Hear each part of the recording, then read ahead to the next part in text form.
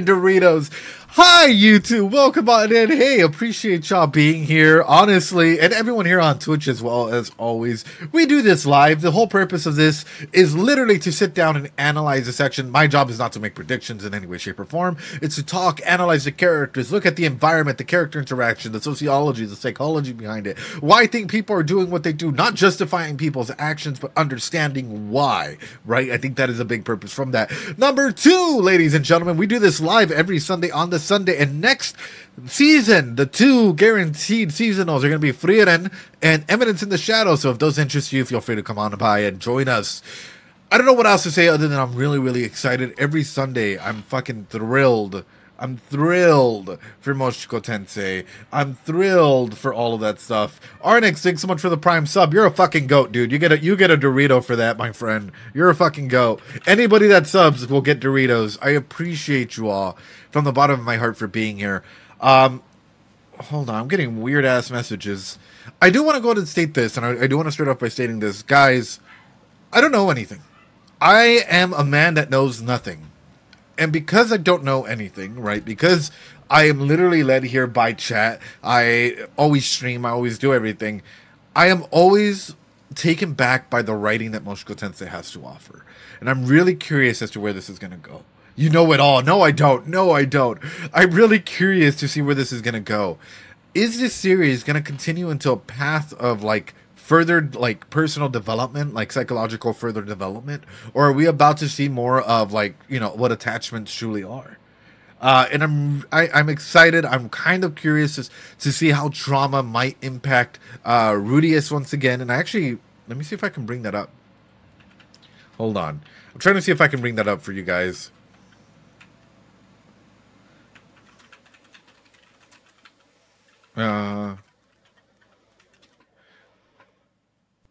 Here we go. Where's it at? Where's it at? Where's it at? I had it here. I had it here. I'll use this one because regardless, it will say roughly the same thing. All right. I want to start off. I always love starting off with this. By starting off with a little bit of a peer-reviewed paper, right? This is by the National Library of Medicine. We're going to start off with Fear and Defense Cascade, otherwise known as Flight or Fight, or Fear or Fawn, right? The clinical implications in management. And anyways, I found this because I really wanted to talk a little bit about ED and sort of the symptoms that might cause, like, any triggering event might cause an individual to go ahead and do things, right? Yeah, freeze or fawn, exactly. So one of the biggest aspects to this, right, is, and it's stated right here, understanding the signature patterns of these innate triggering responses, these particular components yield to the given pattern of defense. It is important for development treatment interventions. Otherwise saying, if a trigger really happens that is big, that is true, that comes through you, that hits you like that, like let's say like someone were to like open the door to my office right now and like they had a weapon, that's going to be a triggering event for me. Fight or flight is going to activate. More than likely, fight is going to activate at that point in time, right? But fight or flight automatically activates whenever a triggering response happens. And this is one of the key moments that I'm throwing out there for you guys to go ahead and analyze. Fear and Defense Cascade Clinical Implications. You guys can find this by yourself. Literally goes over impacts of this, right? What does it mean for these things to happen? And is it normal? Is it normal for fight or flight to come through and happen in those ranges, right? For example, if I were to ask you guys, you're with your group of friends, your best fucking friends, and someone comes through and starts picking on one of your friends, what happens for you? Good evening, J-Dog. How you doing? Tom Cody, what's up, dude? What happens? They get punched in the face. Flight gets activated. Yeah. Immeasurable rage.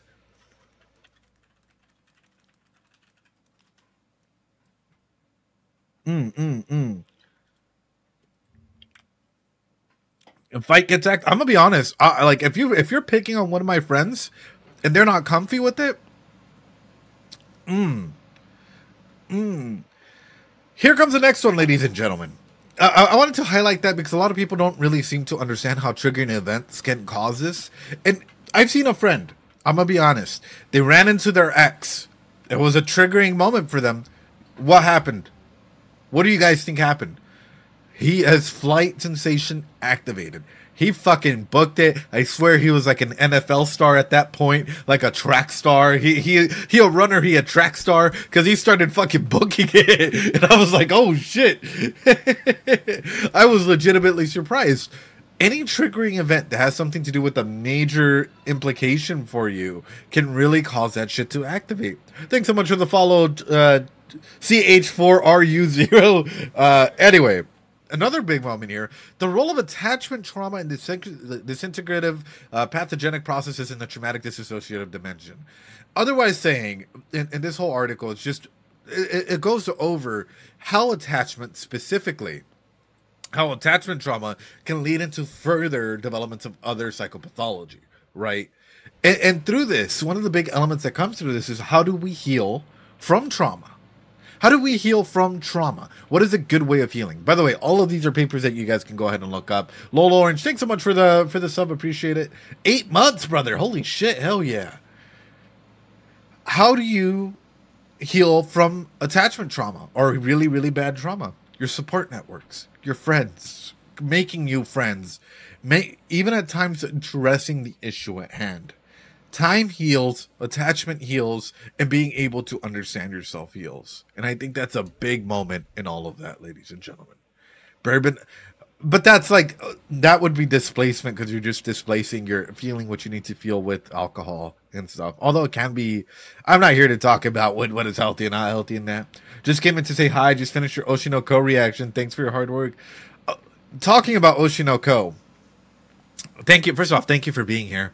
You guys might get the 8-hour, 7-hour opening ending analysis up on YouTube soon. So it might be coming this week. Prepare yourself. That's all I gotta say. This is like a compilation of all the analysis that we did for it. Can you always heal from trauma? Excellent question. How do I put it? There's differences in layers of healing, right? You can heal from some aspects of trauma, but like, I'm going to put it this way. It gets easier to deal with, right? Because trauma does shape you in a way. It shapes your neurons. It shapes the way that you are, your processes, so on and so forth. But sometimes it's like a really, really bad breakup. You'll carry some of the experiences with you. You just learn how to mitigate the effects that it has on your everyday life. And I think that's a big thing to put on in there. It's like when people hear, Rudy is a redemption story. Does that mean that he's going to be a good guy? 100% this MC superhero that he's going to go around solving everyone's problems? No. Right? Hell no. If I was isekai into this world, would I be a good guy 100%? No. I would be doing some stupid actions as well. I think all of us would. But a lot of people think of redemption or healing as 100% when it's the process of being able to go out and mitigate, the process of getting better, the process of so on and so forth. And that's really, really important to go ahead and talk about. With that being said, ladies and gentlemen, let everyone in the YouTube hear ya. Ladies and gentlemen, let everyone in the YouTube world hear ya, since this is live, and drop all of your fucking Doritos. Give me a hell yeah as we jump straight into this, ladies and gentlemen. As we jump straight into this, ladies and gentlemen, drop all of the bananas, all of the Doritos, all of the hell yes. Let's go. Let's go. You guys are something else. Oh, man.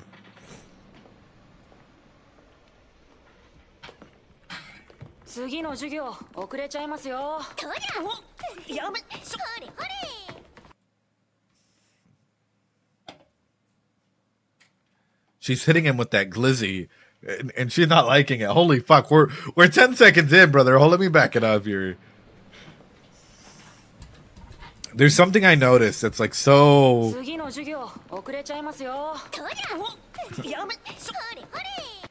She's trying to shove a meat in your face, but I want you guys to pay attention really quick.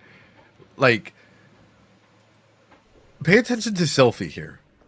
Because Sylphie is a dead giveaway. Nice, cool, calm and collected, centered, focused, so on and so forth. Look at this. Eyes come up immediately, eyebrows raised, right?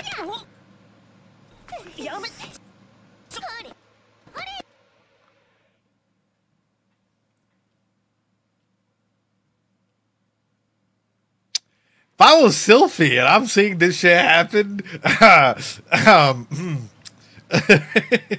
we don't really see because of the filter. Well, good, because otherwise that would be bad. Yeah, we're all about transformative content here. I can go ahead and do this though real quickly. Boom. There you go.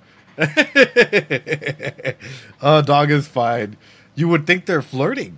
Well, aside from that, you would think what boundaries are being set there, right? Because clearly, ooh,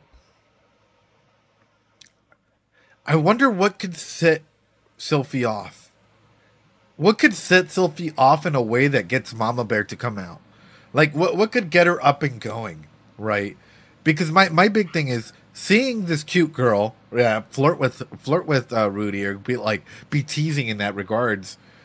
They're being playful. They're closer. I can't be as close with them because I have my own little bodyguards, my own people that I got to take care of. I got to watch from afar because of my own implications and my own statuses.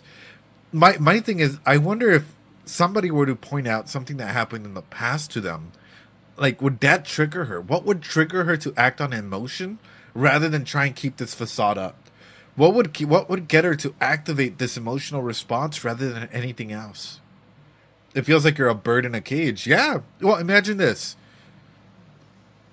Your crush, like your childhood best friend crush, is literally in the same school as you, right? But you have to keep quiet about your identity.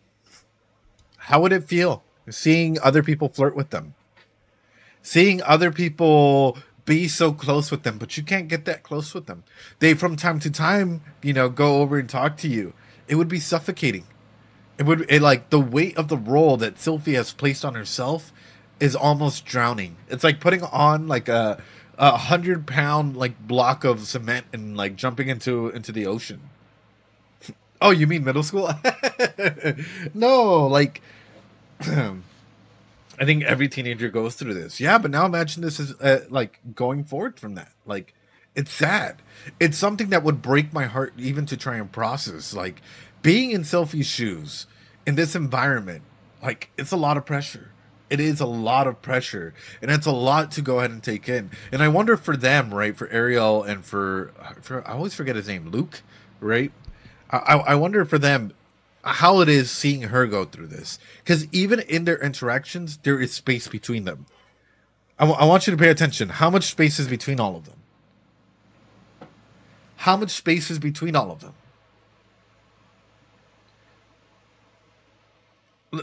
We're just going off of nonverbal cues.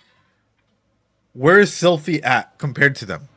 Literally, the space between Ariel and Luke, so much closer than it is from Sylphie to Ariel. I feel like Sylphie doesn't know where she, what she's to do. It's like she's stuck in limbo at the moment. Yeah, they're closer to each other than Sylphie. Exactly. So even looking at the spacing here, it's like Sylphie's trying to get close, like camera-wise, right? Sylphie's trying to get closer to Rudius. She still has somewhat of an attachment to Ariel, but they're not as close as they used to be. They're stuck in between love and duty. Yep. It's a beautiful little shot that I'm actually kind of wondering, like. And if we even pay attention from this at the very beginning, they're all really close together. They're compacted together. It's Sylphie, Ariel, and Luke, and it looks like the standard, like each one has the space in between one another. Once we get a close up, though, there is a little bit of space.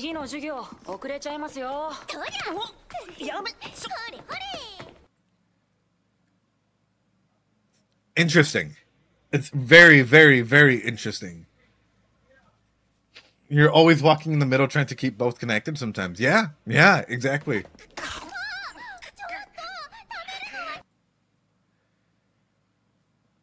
I guess Rudy might swing both ways, especially if he's going in for that deep meat. Persida just shoved her meat in his mouth. Eat it. Take it. Hey, it is what it is, brother. We don't shame here, brother. We don't shame here. Greetings, Master Ed. Hey, welcome on in, Rock Explosive. Also, I'm not a master. I love you, man. Welcome on in here. Appreciate you, brother. She said, don't. Open your mouth and feed it.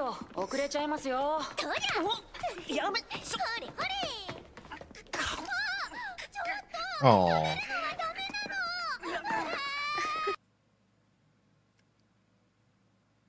Wow. Wow. Degrees of separation here. Let's talk about that. Degrees of separation. Ariel and Luke are just moving through that. They're like, whatever. Oh, wow, they're being silly. Ooh. Ooh. Welcome on in, Barney. Appreciate ya. Glad to have you here, man. She clearly wants to go, but she can't. She even lingers behind from where she was at the very beginning. Right? So they're still walking together. All of this stuff is happening. Look, even here, we can kind of tell that maybe they're walking space to space.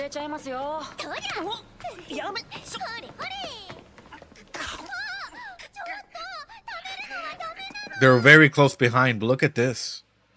They're no longer that close behind anymore. That is huge. That is huge for developmental purposes. Where now Sylphie is literally, while they're moving on, their heads are now going forward. She's still witnessing all of this. She's still seeing these interactions. This must hurt. This is like a pain in your fucking kokoro, bro. When you're seeing all of this shit happen and you just can't do anything about it. The longing for it, right? Also, somebody said, I have a question. Can you do videos on old anime? I want you to think about MC from Zom 100 to Black Lagoon. If it gets voted on, Rock Explosive, we have polls for stuff, and if it gets voted on, then I love to do like anything. Like we were touching on Serial Experiments Lane for a little bit, some older anime. If it gets voted on, I'm always more than down to watch it. I think that's the number one thing through there. She wants to get her. Oh no, Showdown. But this is why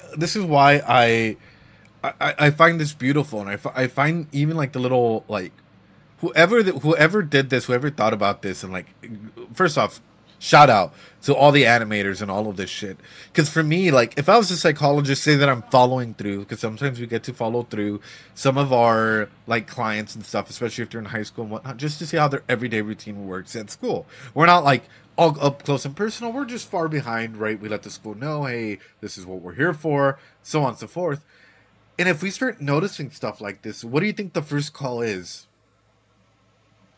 The first call is to try and find out what it means for them. The first call is like, hey, so I saw you really looking at these individuals in the thing. Tell me a little bit more about that. You really stood out there for a second where you like lingered behind your friend group to look at these particular people as you were crossing by. Why? It felt as though there was a distance that's being created in between the group that you are with and the group that you're noticing. And that's why, like, these questions, yeah, like repressed feelings and so on and so forth. But you would start with open-ended questions to get them to go ahead and start opening up, right? Also, with this, I do want to go ahead and state this, and I do want to go ahead and clarify. Guys, this is not a substitute for therapy in any way, shape, or form. If you do need help, there are lots of mental health providers, professional mental health providers in your area. I assure it. We have a Discord and everything for support purposes. If you guys are ever feeling lonely, if you guys need a support network, whatnot, that's what it's there for. I'm not going to be your therapist in any way, shape, or form, or psychologist just because I'm booked and I'm starting a new job and everything as now like a clinical health like lead manager supervisor type thing. So I like my time is going to be very fucking limited. But through this, I think it's really, really important to highlight this, right? And to state that there is support networks out there, that there is, like, you know, if you've ever gone through shit like this, that it is there for you. And that's a key moment there. ルディもやっぱりああいう子がいいのかな。Oh. もやもやする。Oh. Oh no. Someone protect her. Someone protect her, please. Oh, thank you, mate. Thank you. I appreciate it. Bonk. もやもやする。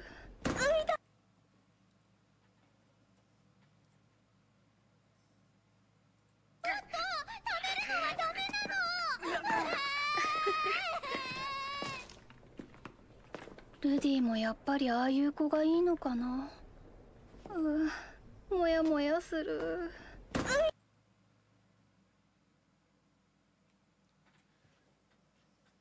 Senor Pinguino, can you tell me why I got a random fucking fear in my kokoro. Can you tell me why, looking at this small interaction of hers, I got a random fucking fear in my kokoro and I am fucking terrified now as to what may come? Guess who has finally been able to catch the stream? Welcome on in, Burning Gaiden. I have a fear that this is going to become a learned response for Sophie, i.e., because she's had to play this role for so long. I have a weird feeling. Say that they get together. He starts fucking up in some way, shape, or form. What is her learned response going to be? Duele, quema. Sí, me quema el alma. What is her learned response going to be? Say that like her and Rudy get together, they start having issues.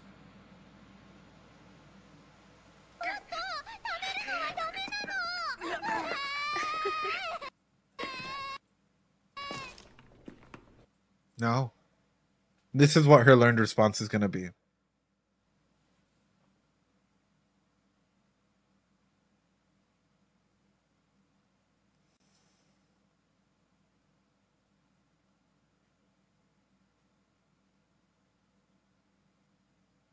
No. This is her role.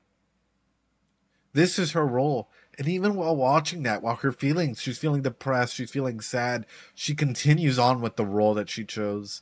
I have a weird feeling. Something happens.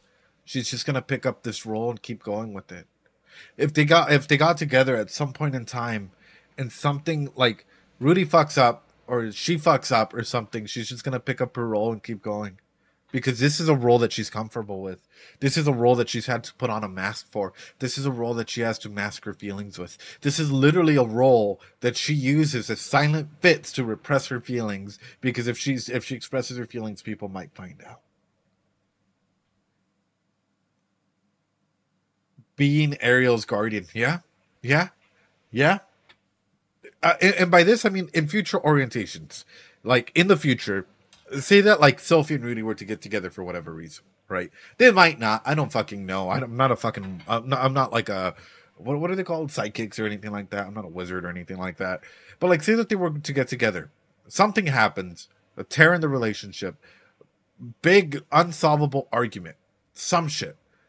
Her learned response, it's not going to be like, let's take a time to process this. It might be if it's minor, but if it's huge, if it's like detrimental, if it's down to the core, fuck it.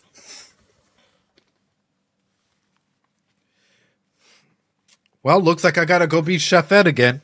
Peace. You know, like, like, you know, like, because that is the response that they know as to how to deal with emotions, extreme emotions, because that is what they're comfortable with. That is what they have learned. Yes, chef. But, like, that's sort of what I'm trying to highlight is, like, if I've had this chef hat for so long to put on this mask to not have to deal with all that pain, with all of these emotions, whatnot, I take it off, right? Like, let's say I take this off. I've been a chef for, like, hiding my true identity for, like, 5-10 years. I take it off and I'm like, so glad that you're here, chat. You're absolutely wonderful. You never hurt me.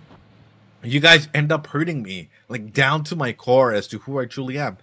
What am I going to do? If I can't talk to you guys, because all of a sudden I feel like you've just hurt me, you've disrespected me, you've hurt me at a foundational level. Well, I'm going to go ahead and put this hat back on, even though it's like sagging, and that's going to be my way of dealing with whatever issue may be present. I might disappear for a bit. I might have to put on this role again, because with this role, I learned how to deal with these emotions. I'd hurt myself before hurting you. Oh, photo. But that's why I'm looking at this and, like, it stands out to me and I'm like, holy shit, return to the mask that you're with. Exactly, XRC, exactly.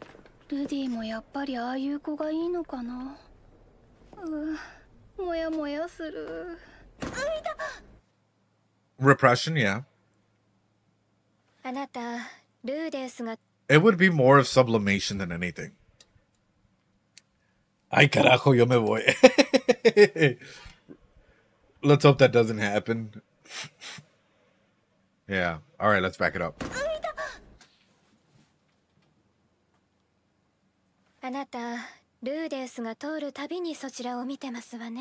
Yeah. ダメなの？いいえ、いけなくはないですよ。ただこれほど思っているのに彼はまるで覚えていないのでしょう。まあでも名乗ってないし、もしかすると覚えてるかも。お前名乗ってすらいなかったの。Ah! Ah! A Robo Crusher, welcome on in. Ah! Ah! Ah! Communicate! You fuckers! Communicate! Spell it with me. COMMUNICATE! Communicate! I almost forgot how to fucking spell it. Communicate, ladies and gentlemen. Holy shit, dude. Okay, I thought it was an implication based on Ariel, based on like you know, them being like, oh, you can't really express yourself. You gotta keep your health under shadows. You know, they can't really find out who you are, type of a thing. But if it's just her holding off, trying to expect him to reach to this level, people can't read minds, brother. Like, we even forget what the fuck we do every single like step of the day. Like, people wake up and they have no conscious memory until they're returning home from work. Like, Selfie, I kind of want to shake you a little bit. I kind of want to be like, community fucking hate. Oh my fucking god, brother. Oh my god, brother. Ooh, you want to talk about like getting me like, they're teenagers though, and that's what we have to understand. Teenagers act like this, bro. I had in group therapy, I had a group of teens, right? Some of them, I really like this girl. I really like this boy, but I just want to play hard to get. So it's like, okay, somebody else comes along, shoots a shot. They like, you know, they get together. I thought they liked me, and it's like, well, you should have said something. Communication is a two-way street, brother. Communication is a two-way street. You know, you can't. Oh, I'll have one that will fucking trigger you guys. You guys ready for this? You guys ready for this? You guys ready for this? Girl getting chased by a guy almost every single day. The guy's flirting with her, being there for her, so on and so forth. Comes a day where he just turns off his emotions. He's like, I'm done with this shit. I've tried to do everything to be like the perfect guy for you. No longer. Girl, in therapy. He's not paying attention to me anymore. I sort of need his attention in my life. It's like, oh, other girls are talking to him, and it's like, what? Oh man. And let's just say, like, talking to them about what it means to like establish safe settings, and, you know, actually establish what, like, you know, how it means to actually approach a relationship, and so on and so forth. Literally, is there an anime really? Holy shit, is there an anime this season with that? Oh no. Oh no. It happens, boys. It really, really fucking does. Where, like, and vice versa, girls as well. Where someone, like, you might be really, really into someone, and they might not like you. And the moment that you go cold turkey, that you start no contact, all of a sudden they're all over you. That's why, like, looking at this, I'm like, oof. Oof. だってしょうがないじゃん。もし覚えてないって言われたら、僕どうにかなっちゃうよ。お前というやつは。アリエル様、どう見ます？そうですね。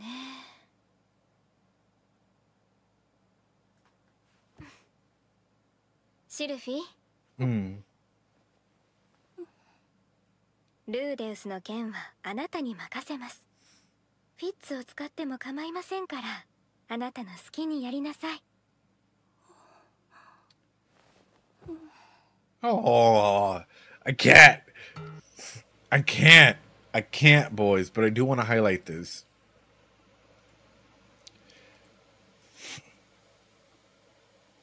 And I do want to ask this question. Ariel's hypersexual, yeah?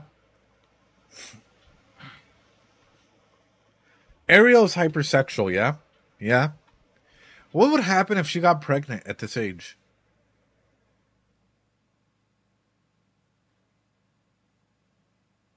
Like,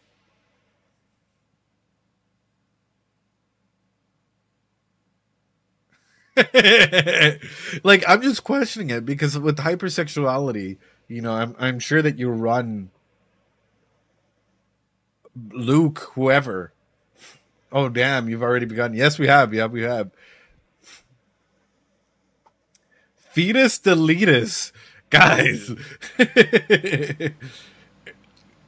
Use a kid as a pawn, maybe? Well, that's the thing. JP, even if you're on the run, that still doesn't stop a baseline like behavior or a baseline something, yeah.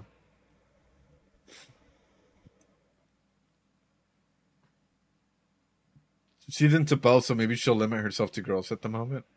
But like it doesn't like I'm still talking just in general, because like I don't know, my mind runs into this, which is what happens if in a rough scenario like this comes through. Yeah, like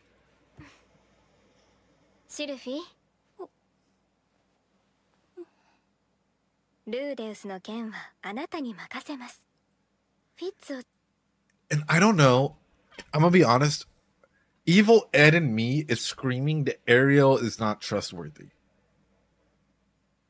Like Evil Ed in me is screaming that like if I were to overhear this thing that like Ariel is trying to find a way to use, if I was in Rudius, just use Rudius. You may use Fitz to do it, so do as you see fit. Evil Ed is Evil Ed though. He is, but it's very rare.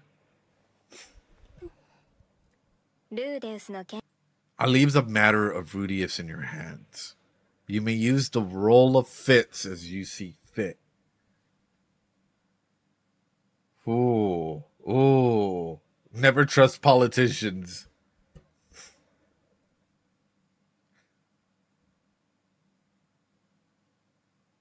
Let's take it a step further.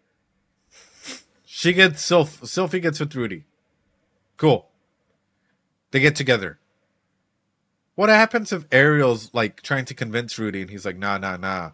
Ariel, fan fiction time. Ariel pushes Rudius down and has his kid. What would happen in that scenario for Sophie? Is that a double break because of the role establishment that she thought she had in trust? And then because of like quite literally like a friend doing that to her? Like, I'm trying to think of scenarios that can cause a full-on foundational break for someone. Because I'm looking at this and I'm like, oof, she wants to use Rudy, but is also looking out for her best friend. Right. But through that is still an aspect of like, hey, use your role as you see fit. That would be tough for Sophie. Yeah, that could be a big break. That's why I'm like, 件はあなたに任せます。フィッツを使っても構いませんから、あなたの好きにやりなさい。what is a sign of someone that dreads psychological realism in media? So you want escapism? Is that what you're going for? Because usually when people can't handle real things in media, it's probably because you want to escape from your problems, or you want to go ahead and escape from triggers, stress, or whatnot that is happening in your life at the moment. And something like that coming up and triggering it, you don't want to feel triggered to that event. That is probably what you're aiming at. Oh, man. What an opening scene. Holy fuck. I didn't think that this opening would actually start off this strong, ladies and gentlemen. Maybe he felt bad for treating Rudy harshly. Probably.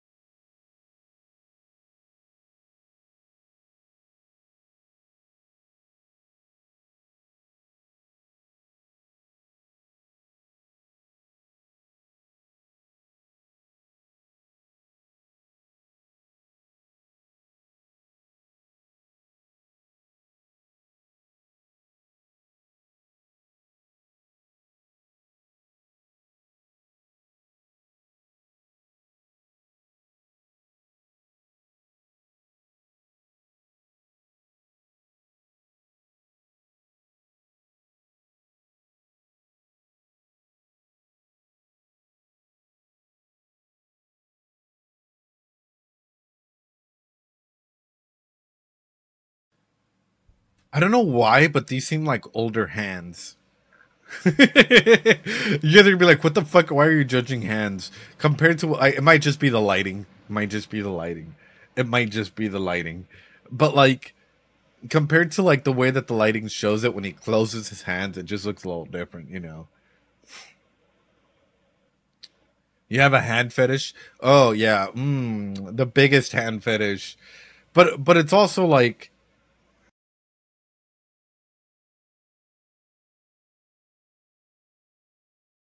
a big aspect through this. Oh no, 1 hour of opening analysis again? What is the hand doing? A lot of people and a lot of like anything can be an agent of change. Fuck. Senor Pinguino can be an agent of change for people. Your hands can be an agent of change for people. This stick, you know, the stick can be an agent of change for people, right?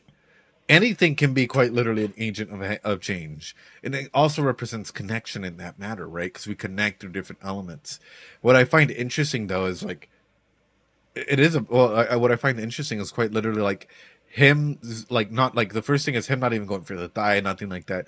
Just caressing like the edges of the bed, right? And going through it, one of the big moments that like pops through this is sort of like his idealization for connection, right? So it starts off at the bed.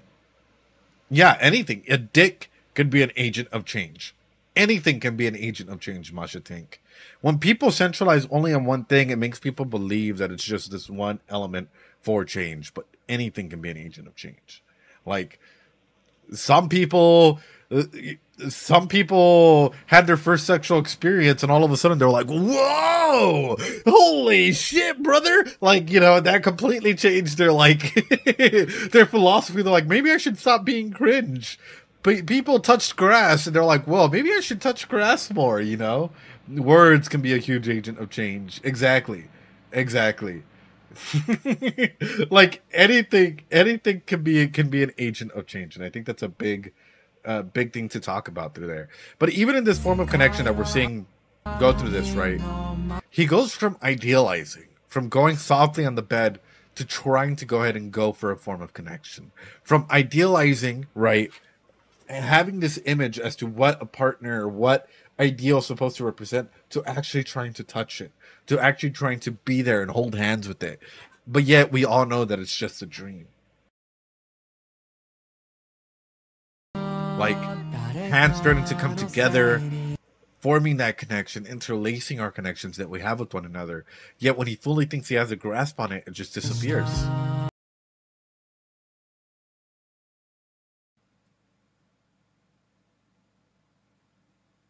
Grass overrated. Watch Wild Animals. It's the lighting. It's the lighting, boys. I thought it was like, oh, older pair of hands. Ooh, but it's the lighting.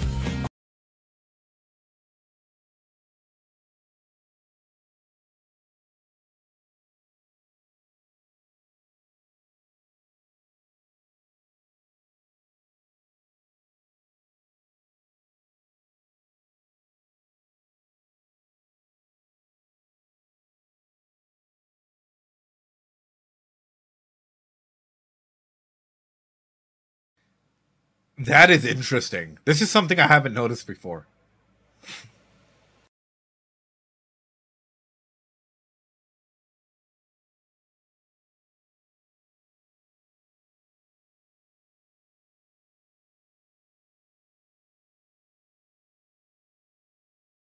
Can you guys guess? Can you guys guess? As if you guys have been avid, like, Psyculturists, Mushoku Tensei watchers, can you guys guess?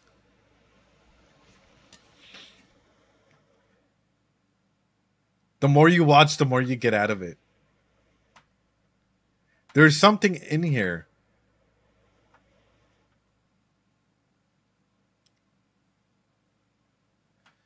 It has nothing to do with Eris, everything to do with Rudius. Also, good job guessing. That's a good guess. I'll do so.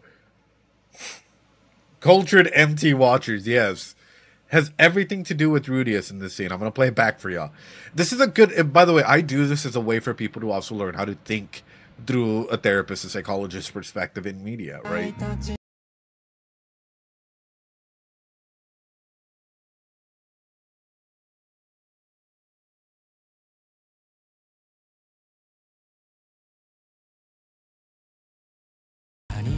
It is so beautiful and small, and to the point where I am applauding. Like, I am literally gonna give a fucking gold star to the animators that did this, because it's so small that I feel like if I didn't take the time to like stop and analyze this, I would have never have gotten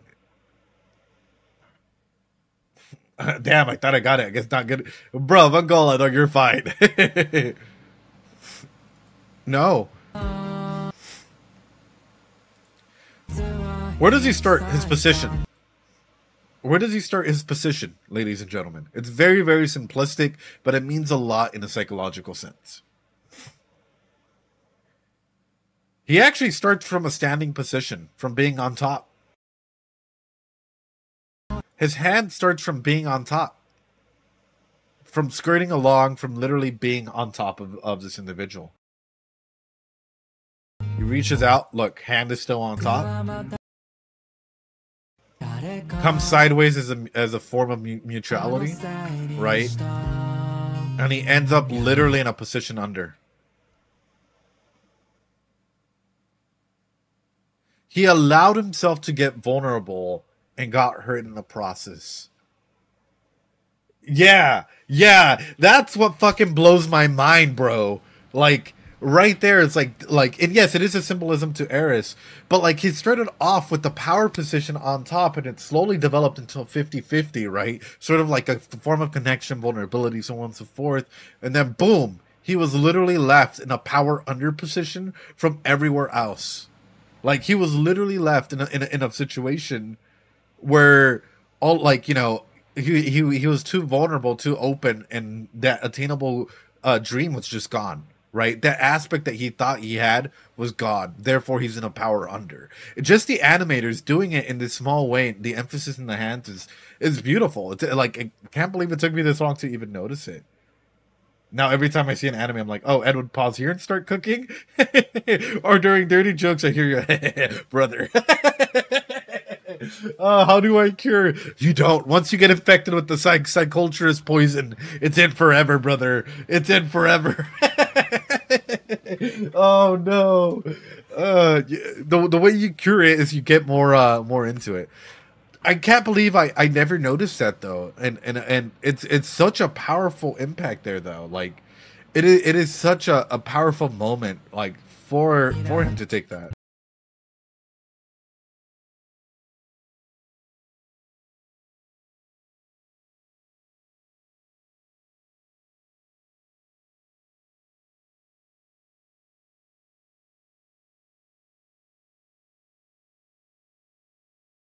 It's not about Rudy being a bottom. It's about him being more vulnerable in a power under position, guys. Not being a bottom. I don't know if he is a bottom. I'm not here to judge if he's a power bottom or a power top. I'm just here to talk about, like, you know, the way that he's opening up, and if he's afraid to open up, or so on and so forth. You don't simply top Eris. Nothing wrong with being a bottom, no.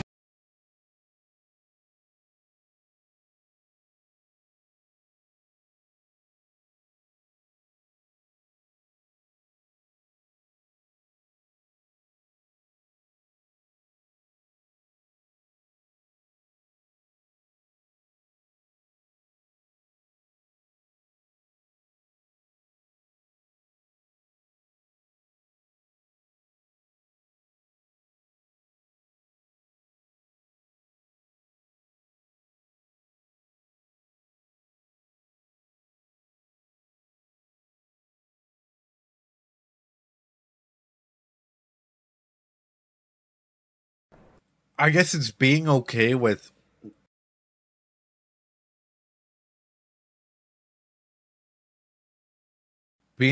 chasing that dream as opposed to the first little thing.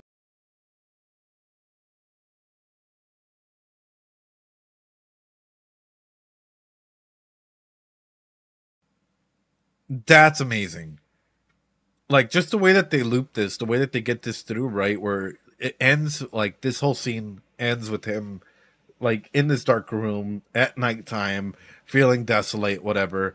And it ends with him now with the endless possibilities.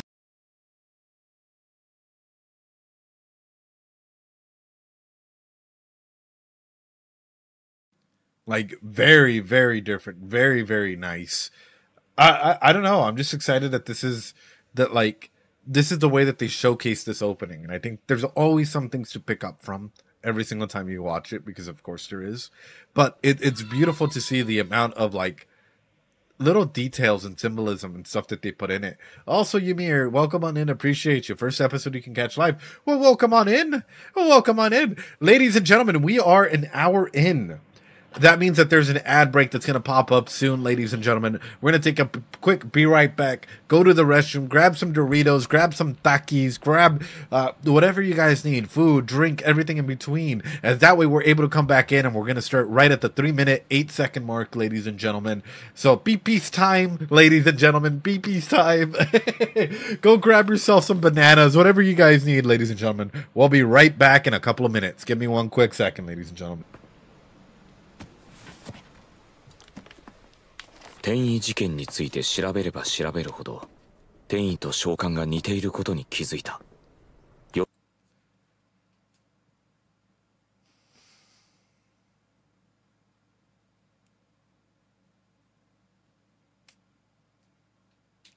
You don't say.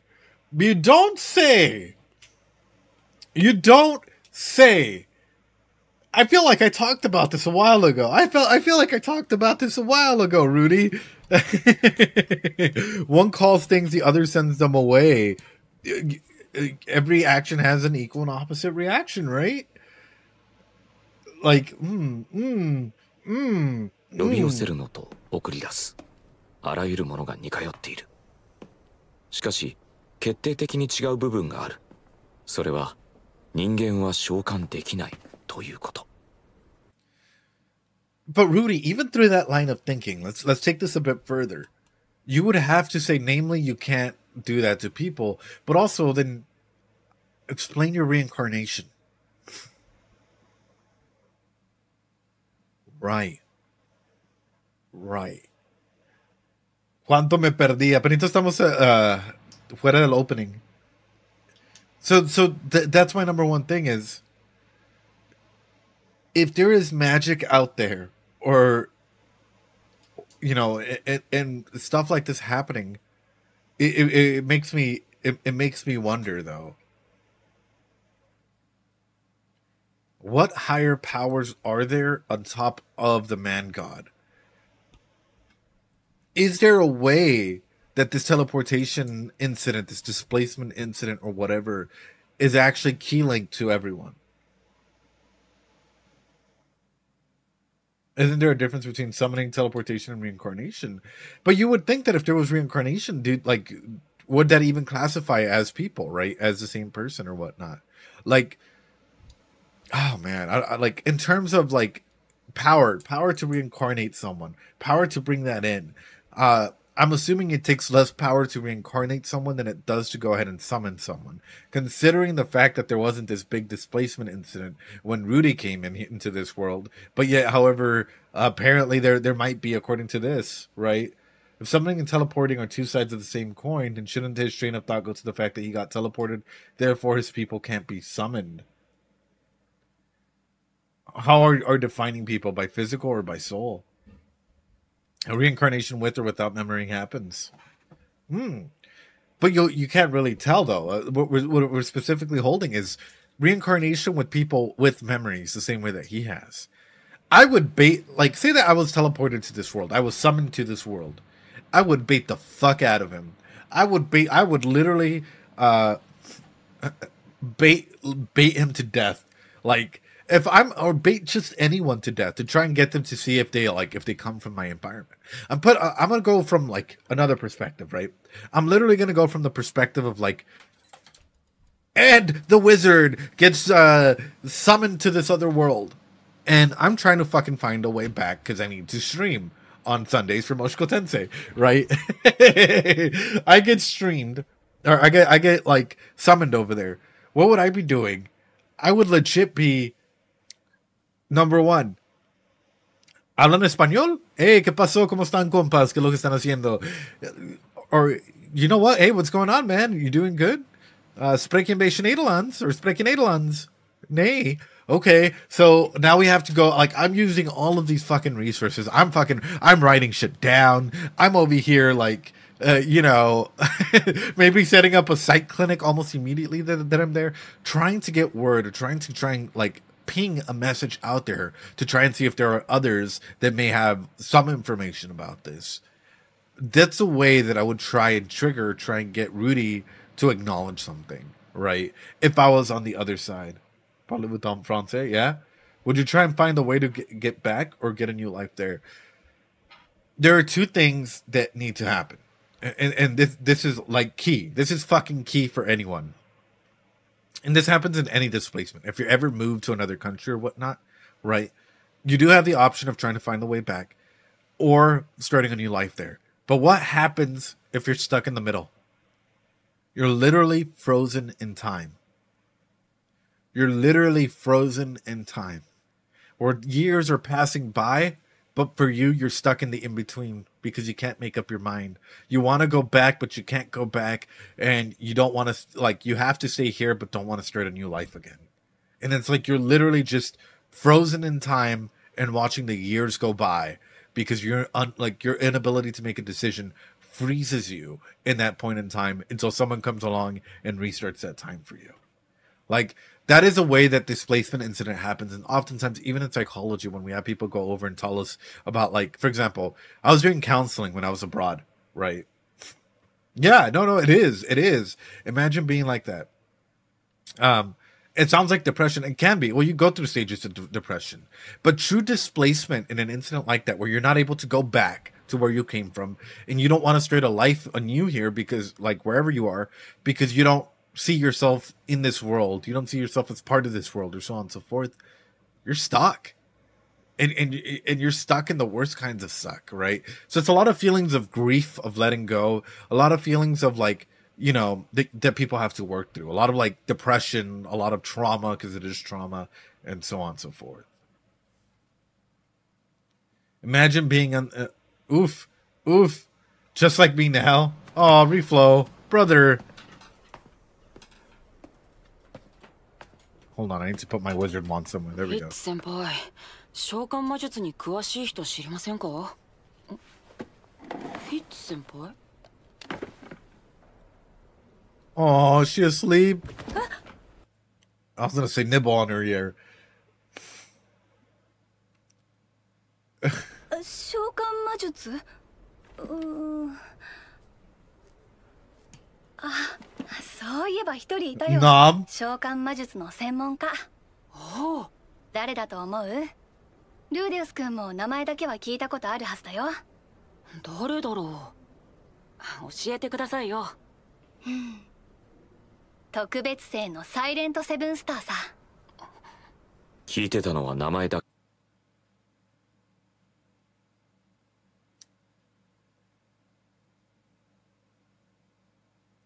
Silent 7 star. What is she, a Dragon Ball? Gotta get the Silent 7 star Dragon Ball, guys. Gotta summon Shenron, ladies and gentlemen. Holy fuck. Alright, hold on. 特別生のサイレントセブンスターさ。聞いてたのは名前だけじゃない。食堂のメニューの改善や制服、黒板の考案など。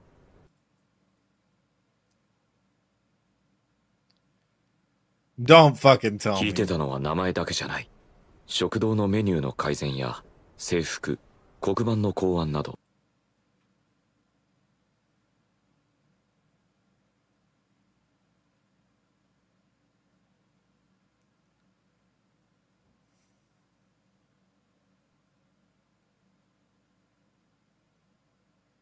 So we have someone from this world, clearly,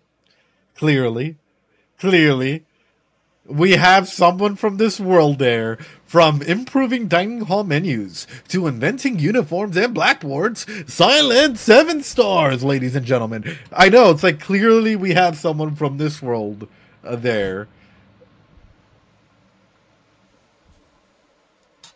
Is this... Hold on. Because I'm assuming that this is Banana Girl, right? I'm assuming that this is Banana Girl, right? So then, first off, this is my running theory, and people that are like, "Oh, have you seen the episode?" I haven't, dude. I haven't had fucking time. I'm on Discord 24/7. We literally started off. You could literally tell that like we haven't even fucking seen any shit like that, or read any of the novels or any of that shit because it's all gifted on Throne. So, my theory comes into this. How do you know about banana? Because you guys keep fucking spamming it. And also because SP mentioned it before in one of the streams. Yeah, Nanahoshi, yeah. So, this is where it comes into my mind. If she is special summoned into this world, and I'm assuming that she is based off of this, then who is she an agent of? Who is she? Yeah, like special summoned Yu-Gi-Oh style. You lay down your trap cards and it's an intense battle and whatnot. Who is she? Who is she a special agent of? Hold on. I'm writing shit down. Hold on.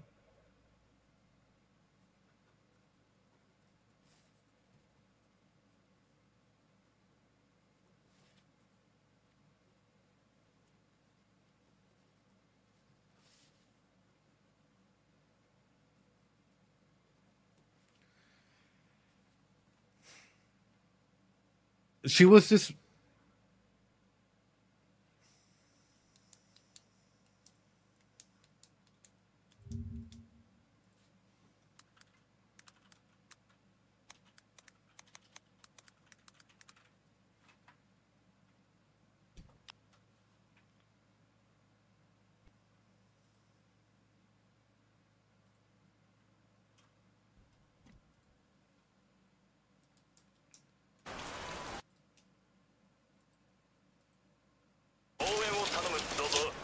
あの3人は助かったのか。重いぞ、気をつけろ。そうだろう。床丼一つで飯が出てくるところに20年も引きこもってたからな。ゼリス、アリバ、ベイヘブ、ラトゥク。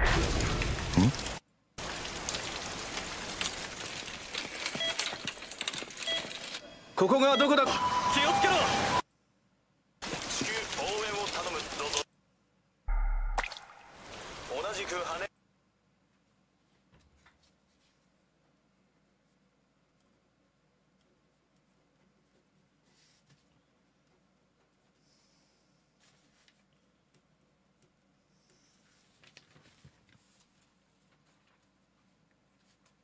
There ain't no way there aren't no repercussions.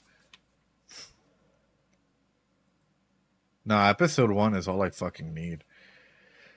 2 high school students. So where's the other one?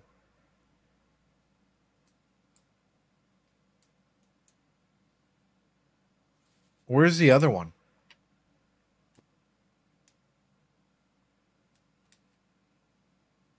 If it's 2 high school students, where's the other one?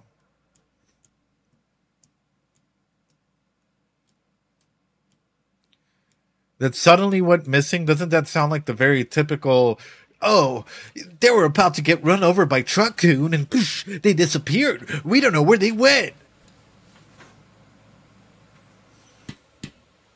Are they anywhere or are they in any time?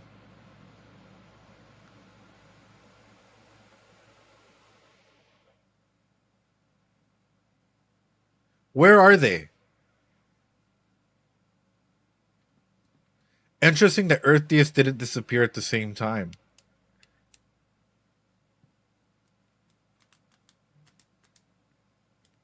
Teleportation versus reincarnation, which is better? Probably reincarnation. I'm just going to throw that out there. Because clearly, inventing uniforms, blackboards, menus, all of these things automatically, I assume that they have to have been a student, that they were more than likely a high school student, somewhere along the lines. So this fits one of the requirements in there. We've already seen that Nanahoshi is the only person in this universe so far with black hair, right? So immediately this comes to mind. Where is the other one? Where are they? ¿En dónde están? ¿En dónde está la biblioteca? Where are they?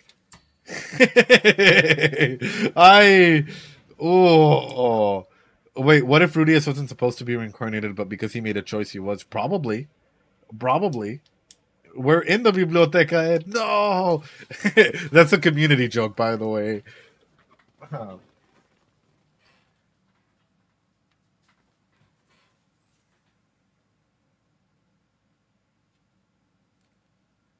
If I was Nanahoshi, I would shut the fuck up. This is going to sound weird. This is going to sound rude. This is going to sound whatever. Probably, like, if anything, say that Rudy and her interact. Cool. Keep that interaction between the two of you. Because I'm looking at this and I'm like, the amount of trigger that this could cause, if Nanahoshi is truly the one that's been summoned, she can literally fucking trigger everyone that's been involved in that fucking incident by coming out from that. Not because it's her fault, because I'm sure she didn't fucking know or whatever. But if it is, ooh. この学校に残した功績も聞き及んでいる。そして、そのほとんどは俺が。Yeah, it was about 10 years after he was born that Nanahoshi. If it was 10 years.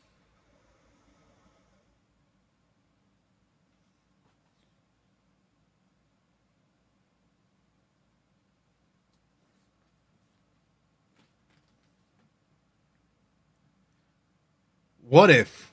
Hold on. What if it's going in cycles of 10? Rudy is born, right? 10 years later, Nanahoshi comes through displacement incident. What if it's like 100 years later and this other person comes in? What if Nanahoshi needs to fulfill a mission or something here?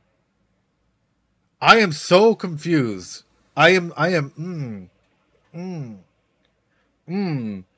Because if it is, 前世から知っているものだった。 Oh, you guys aren't emo only. Chat gets banned into emo only.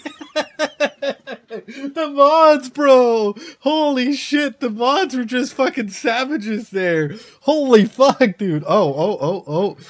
Keep yourself. Yep, that's why they get for being stupid and spoiling chat and timeout. Oh, guys. Oh, pobrecitos.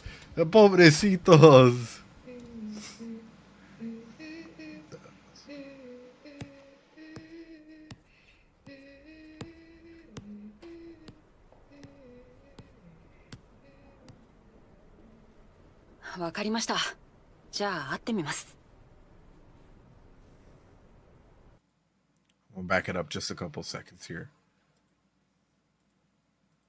制服、黒板の考案など、この学校に残した功績も聞き及んでいる。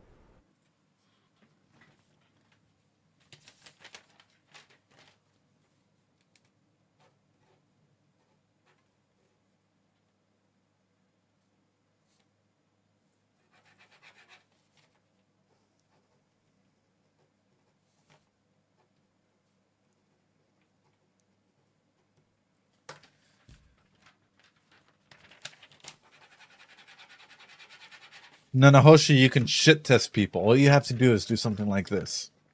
If it'll fucking come up. If I get a reaction to this from any of y'all, I would know.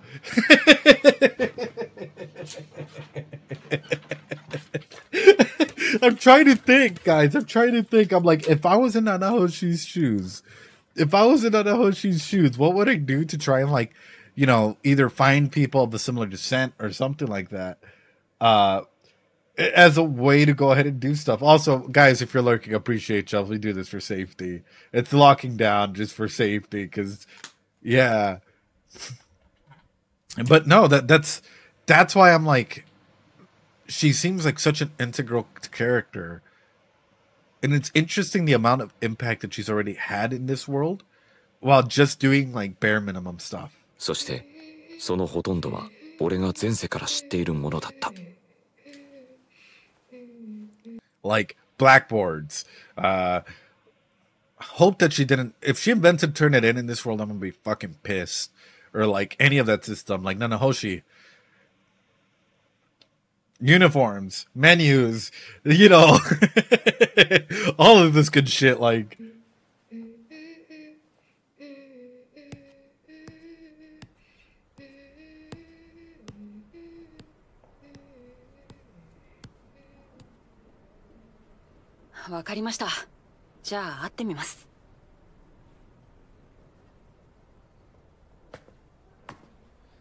She must have it so rough.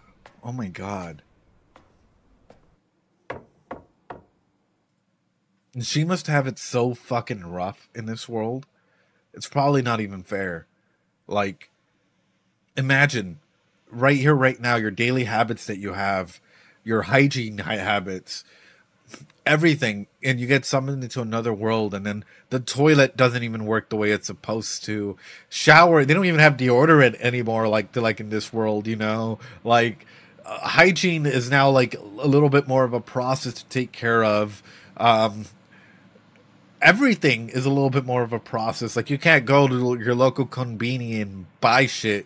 Like, you have to go out and, like, you know, wait for your food. Like, everything is a process in this world. That must be so much to handle. And that's a big shift. That's a big personal and interpersonal shift in that.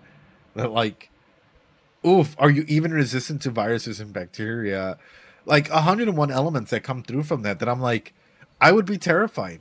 Aside from getting like demi-human STDs if you were like summoned into another world. I know there's detoxify magic, but let's just say that you didn't have any magic to use, right?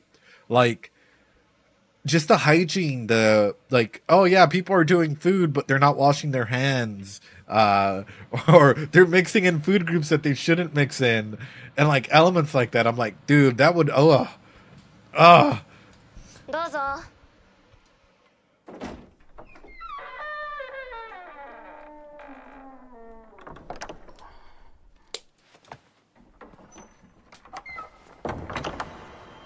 Oh shit. Oh shit. Fight or flight. Fight or flight, boys. I'm not a fucking wizard. Holy shit. Wait, hold on. Is he freezing? But then what's gonna come next? Is he gonna fucking rebunk it? It's a triggering event, boys. Oh shit. It is.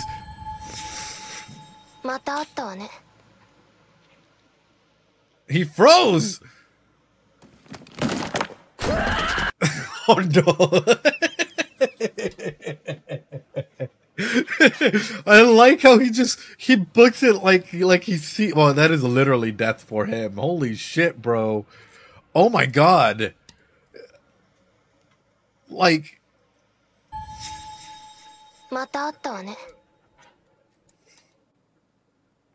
the fear is real here, dude. I like how he's frozen into the book's fall. Like, and it's true. It does take something. It really does take something to trigger that event, or to trigger us out of like that free state for another state to activate. He's taking all of this in. He died last time he saw this. He was unalived. Sorry, YouTube. Don't mean to get unmonetized, even though all my videos are unmonetized. He was unalived last time he saw this. He wasn't able to properly even comprehend this or take this in. Like, you know, last time he saw this, he was treated like a little boy. He was like completely destroyed by Orsted. Like, this is fucking trigger, dude.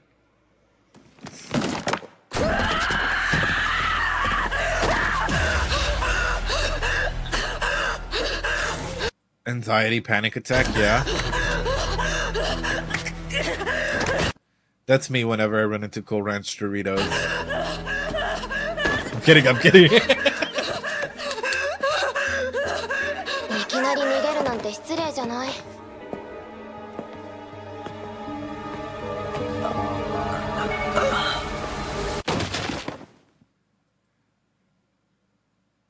Yeah. Yeah. A person can get so overwhelmed. And especially if there's no safety, no support network, nothing around them, that like that anxiety skyrockets.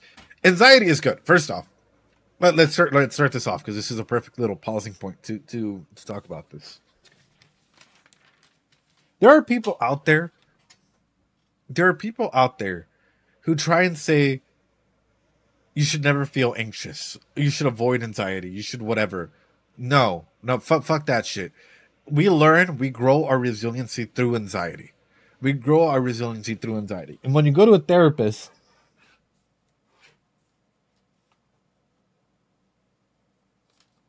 hold on.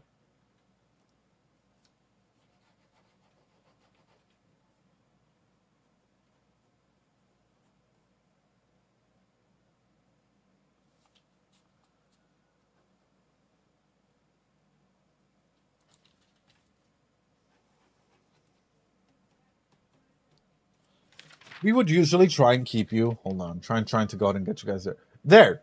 This is baseline. This is how you are every day. This is anxious. This is a full-on panic attack. We're going to try and keep you along this line between going up and anxious and down, up and down. What happens when you're all the way up here? What happens when you're all the way up there? All of a sudden, too much of something like that can cause you to black out. Your anxiety skyrockets to a point where it's not only normal anxiety, it's affecting your baseline. Your baseline is now being shifted up. Your anxiety is to a point where it's fight or flight. You start going ahead and like, it gets to a point where it's too much. And not only that, you're probably going over all of your mistakes that you've gone through in the past. And I think that's oof is all I have to say. Is that's a lot to go ahead and take in that moment. I gotta ask you guys, if the mods were to give you guys the ability to chat again, are you guys gonna behave or not? Remember, I don't control this, the mods do, but like I'm just curious. Yeah, if it's a yes, drop Doritos. If it's a no, drop nay. We don't trust chat. Hold on, I'm quickly gonna take these.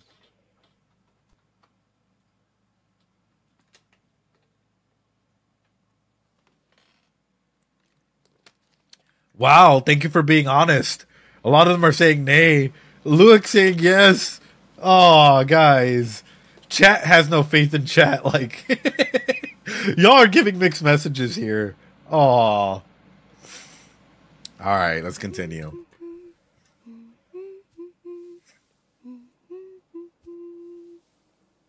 Oh. 柔らかい、優しい手だ。なんだか懐かしい。 Isnahule blahaha, neboza zehi ekoki binera.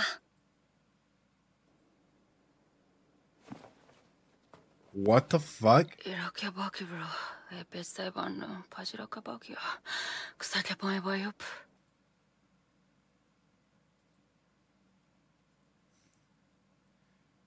Interesting.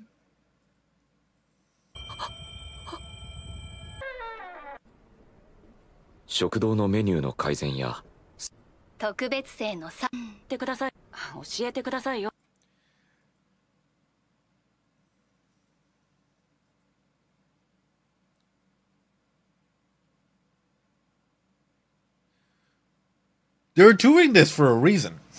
They don't just do this for no reason. I'm like shaking. I'm literally fucking shaking right now. Like, hold on.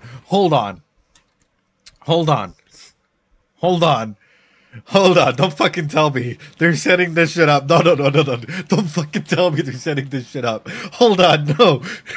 Because we're so used to them talking in their language, like everyday Japanese, that it's like, it wouldn't fucking matter, right? Like, it shouldn't, this perspective shift shouldn't fucking matter. What, oh no. No, we're hearing them talk in their language, like, differently, of course, right?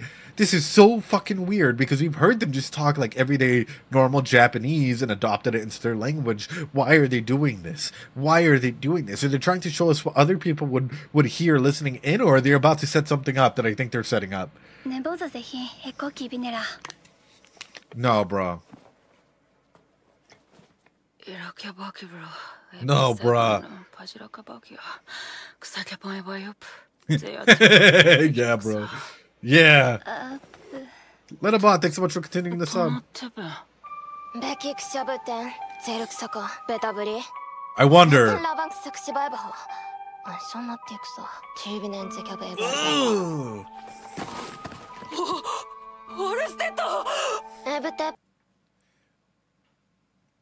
Beautiful shot, though. Her just sitting casually over everything. The fact that Sylphie is there caressing him, being Mama Sylphie. I might get some heat for this. I don't give a shit. I don't give a shit. Get yourself a girl like Sylphie. Get yourself a partner like Sylphie. Get yourself someone that cares about you, that allows you to use them as a lap pillow from time to time. Get your Sylphie. Sylphie is just a like I'm not even gonna like we can talk about Roxy and Eris as well. Don't get me wrong, but Sylphie is just such a fucking angel, bro. Like I feel like I'm healing with Sylphie being there. That's all I gotta say, brother. I feel like having someone like Sylphie in your life is a good healing process. You know, like. Yeah. But also the way that she's stating this, it's interesting. I'm kind of wondering, why did Orsted just drop you off there then? Yeah, brother. Why did Orsted just drop you off in this environment? And then why are you being left off? If we're gonna go a little bit deeper like this, what is your purpose in this? Are you trying to find a way home? Is this your entire goal, to find a way home? And if so, man, hold on. Also, welcome on in, everyone that's lurking and coming on by. Appreciate you being here.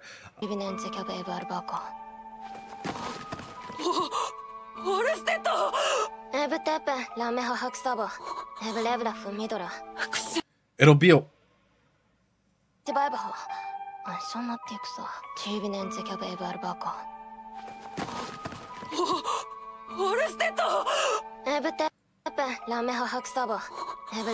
It'll be a while before he comes for you.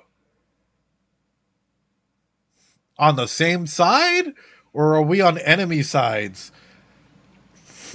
On the same side? Or are we on enemy sides?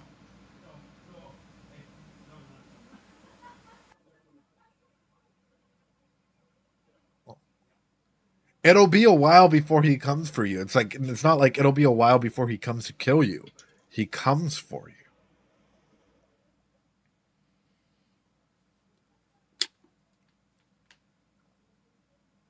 Interesting choice of words. We choose words. Yeah, he isn't a priority at the moment. We choose words accordingly, right? Like, for example, I'm not going to say like, hey, yo, meet me out back. You know, like, no. Like, that gives off the wrong message. But if it's like, hey, you know, I'm going to fuck you up. That sounds kind of dirty. Wait, hold on. I'm going to clap them cheeks. That sounds even worse. Hold on. Let's fight at 3 p.m. in the back. You know, but like we use words accordingly. Like they all have meaning. And I think that's important that like for the writers and whatnot, they chose this specific like terminology. It'll be a while before he comes for you. And it's not even, it sounds threatening, but I'm like, in what way? In what way would this actually appear?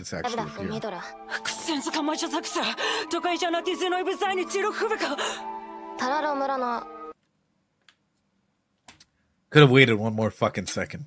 Could have waited one more fucking second and I would have gotten the answer. Common end problem here.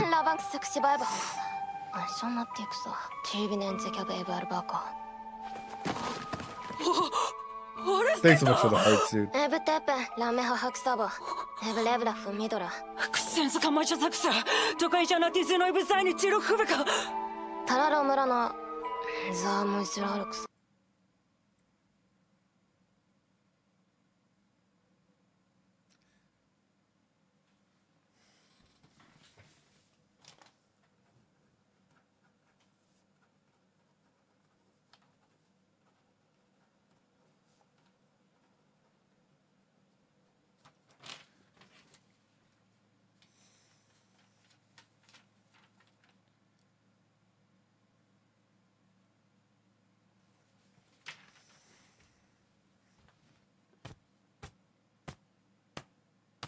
I might need a new chef hat soon.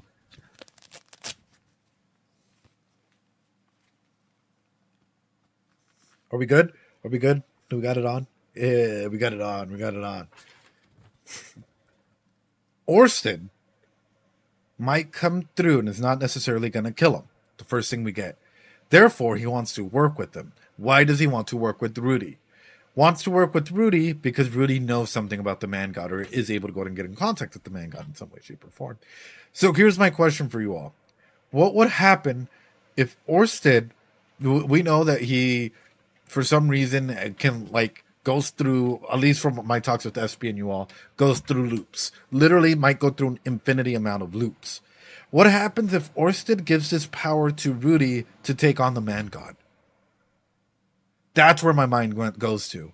Is what happens if Orsted and Rudy team up against the man god and Orsted passes on this power or ability or curse or whatever you want to talk about it, gives it to Rudy since Rudy is able to interact with the man god, and Rudy uses it against the man god in some way, shape, or form. Victor, thanks so much for the sub. Appreciate it, mate. That's where my mind went to. My mind went immediately into why does Orsted want to team up with Rudy? Okay, if Orsted is in this like info loop cycle here, why would he need Rudy? Rudy said that he was an apostle of the man god or something like that, so he knows the man god. He's able to get in contact with the man god. Wouldn't that mean that it's a way of going ahead and finding a weakness or establishing a weakness through that? Thanks so much again. Thanks so much for the resub, man. Appreciate it. Man, my mind is fucking swirling on this, and I feel like I'm gonna get a nosebleed from this because it's like there's a lot that comes through with it. There's a lot that comes through with it. There's a lot of weight that comes through with this. I'm scared, man. I'm fucking scared. Like, where the fuck is this shit go? Where's this going? Where's this going? Where's this going? I didn't have time to read messages beforehand, Nick. I literally just got back from being somewhere, doing some things. Got back way too late. Literally got back way too fucking late. So I didn't have time to like read anything. I just came in. I was like, I'm running late, chat. I'm gonna pop on soon. And I was like, ooh. From things and stuff. Yes. Yes. From cooking breakfast for others. Man, this is some interesting stuff.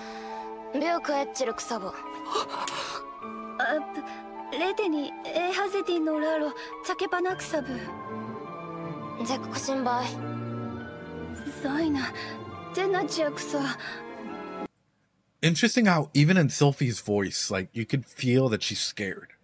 Like, for Sylphie herself, you can hear that, like, it's like, how do you know Rudy's? Why is Rudy acting this way? Even hearing the fact that Rudy's been killed, like, that's a lot to fucking handle, dude. That's a lot to even take in. Like, oh, yeah, she's clearly anxious. I mean, how many of you would be fucking terrified if, like, your friend starts, like, you're seeing your friend literally break down like a little kid with anxiety in front of this person? I would be, dude. I'd be like, hey, yo, let's fucking go, dude. I don't give a shit. Like, I'll fucking bob and weave, dude. I'll bob and weave if I have to. Like, my anxiety would fucking skyrocket to a point where fight mode is activated. Yeah. Yeah, you just see your friend break down with all of this anxiety. Fight mode would activate in this case. Ooh. Hola, Jesus. ¿Cómo estás?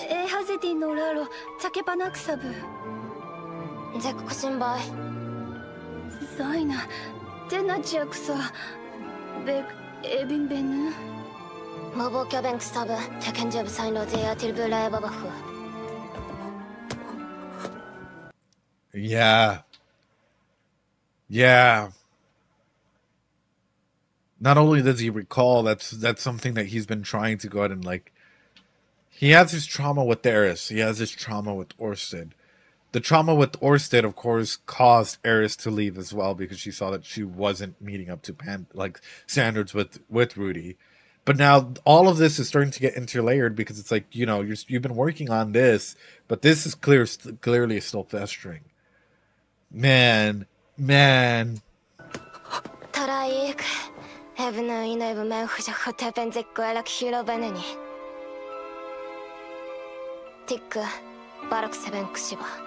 Oh, shit. Okay. 네 뜨는 뭐 에바바나 이각시벤 바이브도 I'm done. We're done. That went all over me. I'm done. Sorry, guys. We're done. Fuck this shit. What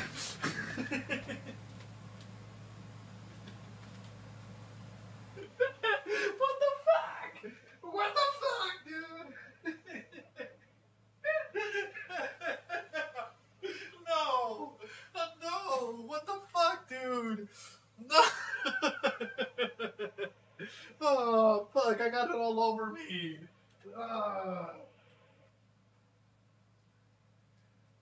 It's in my fucking underwear, too. What the fuck, dude? Oh, Jesus Creepus, brother. No, I gotta clean this shit up now, too. What the fuck? My keyboard. Holy fuck, dude. You don't fucking do that. No. No. You don't fucking... No. That went all over me. Oh. But don't take them off on stream, brother. Dude, what the fuck?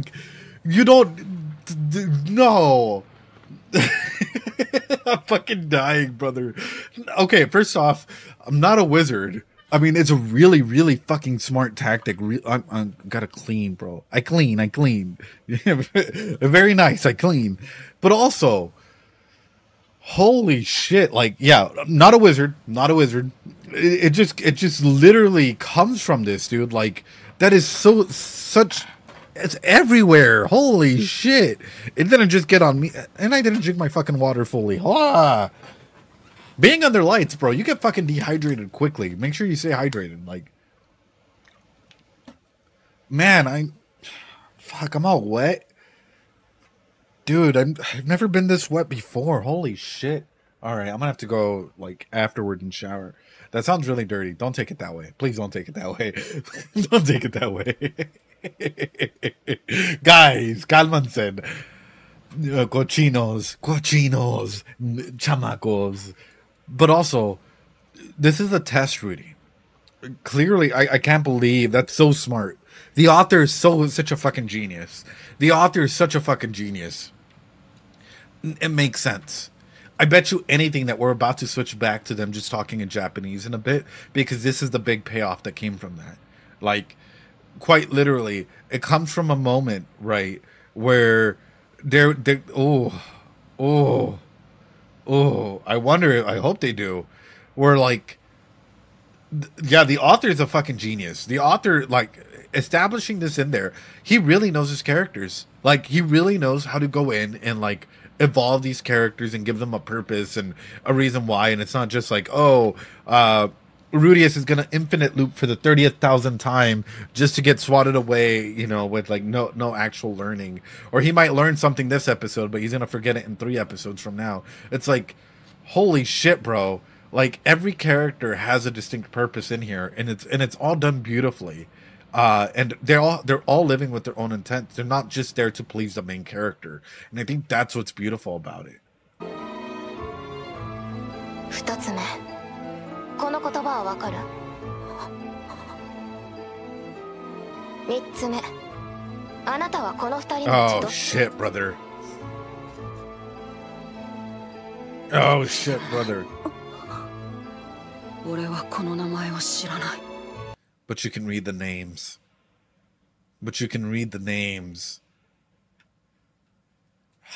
Rudy.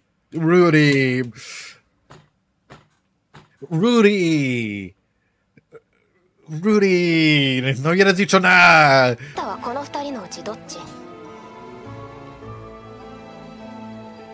どっちでもない俺はこの名前を知らないそう言葉はわかるのね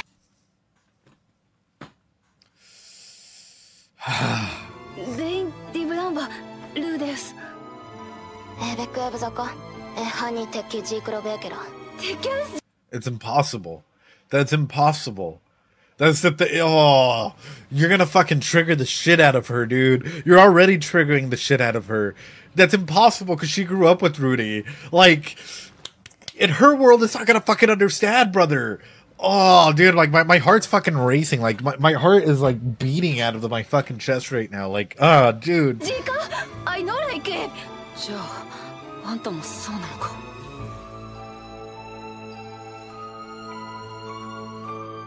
生前の記憶、最後の瞬間。Fucking called it! Fucking called it! Fucking called it! Fucking called it! Called it! Fuck yeah! Fuck yeah! I fucking called it, boy! Hell yeah, dude! Oh, sorry, bro. I gotta take a fucking victory lap there. Holy shit! I saw you hit a high school girl with the same face as, bro. I'm feeling it, brother. I'm feeling it. I'm feeling it. トラックにひかれそうになっていた高校生と全く同じ顔をした少女がそこにいた。私の名前は七星。七星静香。日本人よ。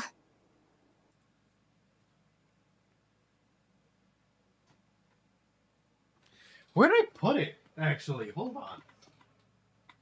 Where is my primal mask here? Where did it fucking go? When we need it at a time like should he reveal that he was there too? I mean, would he? I think that would be interesting, right? Like that, I think him revealing it would be an interesting choice, but I don't know if that would cause commonality between them, because for her to be like this, for her to already be acting this way, first off, does she have any mana? That's one of the biggest things that I would check. Number two, is she going to grow an anxious attachment to me now knowing that I know her language? Number three, is she going to use me in any way, shape, or form because she'll think that we have commonality enough for her to use me? Number four, if I can't find the answers to whatever she's looking for, questions, whatever, is this going to cause her to grow desperate and depressed and, you know, maybe even do some drastic actions or cause something for herself? Number five, where are the rest of her support network? If she's been here for a while, is she keeping herself isolated from everyone else because no one would understand me? Or is she doing is she actually reaching out and connecting with other people? So many questions come through to mind, but this is my line of questioning for her as an individual. それにしてもあなた、生まれはどこ？アメリカ？ヨーロッパ？でも日本語はわかるし。もしかしてハーフ？何にせよ、これで一歩進展。やっぱ生かしてもらって正解だったわ。オルステッドが知らないって言った時点でなんとなくそんな気がしたのよね。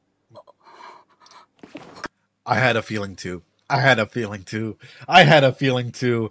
But also, she's getting way too close. Sylphie's about to go barrel mode here. って言った時点でなんとなくそんな気がしたのよね。これからよろしくね。あと、名前教えてよ。Bro, if I was Sylphie, I'd be like, back the fuck up. Hold on. I would be like, this is your captain speaking. Back the fuck up before I crash this plane. We're about to go missing here on this plane. If you continue this shit up, back away. Yeah, exactly. With no survivor. Oh, dude. ルデウス・グレイラット。それはこっちでの偽名よね。本名は、警戒してるのね。わかるわよ。あんなことがあったん。You think he's been summoned with you. Oh, interesting. But he's not.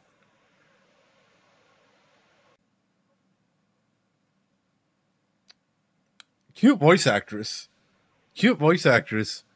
But like, we're backing it up just a little bit, boys. 生まれはどこ？アメリカ？ヨーロッパ？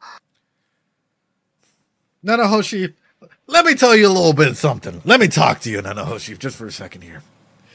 If an American gets isekai to another world, let me tell you a little bit something about our good old freedom here. Our first action of business isn't necessarily going around and inventing guns immediately. Hold on. Nanahoshi, let me talk to you. Let me talk to you just for un segundo, please. Just for un segundo. Because I feel like we need to have this conversation. Hold on. Here we go. Nanahoshi, if an American gets isekai'd into another world, first thing we're doing, we're spreading freedom.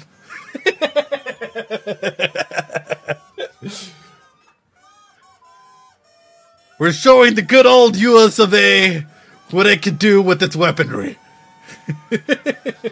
Looking for oil, getting them guns, and showing the good old US of A way.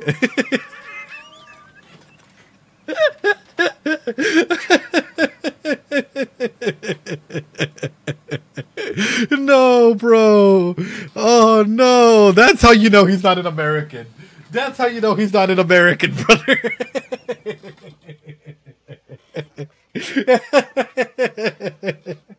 He would have been like, oh, yeah, no.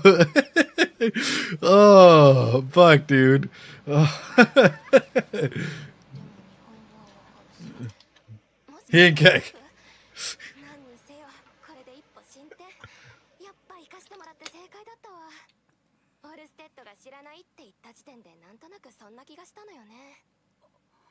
Right.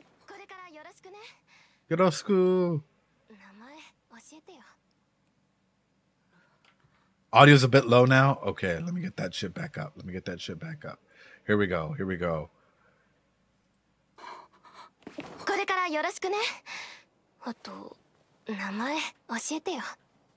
Anyway. ルデウス・グレイラット。それはこっちでの偽名よね。本名は警戒してるのね。わかるわよ。あんなことがあったんだし。でも安心して。私は味方だから。I'm on your side. Oh no. Oh no. 私以外にも飛ばされた人がいるなんて。Oh no. 元の世界に帰るため、お互い協力しよう。ね。Oh. 何? But what if he's happy in this world? What if he's truly grown to this world? What if for him, this world isn't a world where he's gotten bullied? This world is a world where he started to advance, where he started to grow, where he's actually being normal for once, where he's actually starting to fall in love and he's felt heart pain, but it's okay because he started to step up.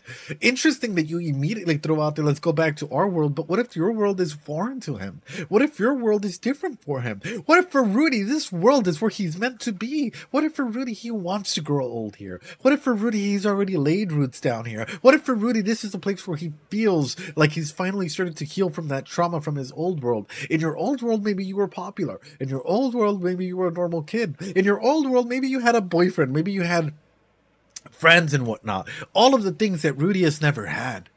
In this world, you might not have any. In this world, you might be an unknown. You might be an irregular. In this world, you might be someone that's completely different from everybody else, and you're getting the Rudy treatment that Rudy got when he was on Earth. It's two different oppositions. Two different... I paused on TOS. Two different moments of growth of everything. For Rudy, this is his world. This is his home. This is where he feels safe. This is where he's growing and loving and... You know, does he do shit actions at time? Yeah, abso-fucking-lutely. But is he miles ahead of where he was on Earth? Yeah. Yeah. And also, could he even go back to your world? Or is it a one-way ticket here? That's sad. What if there's no magic on Earth? Nothing to use to summon you to Earth. Oh.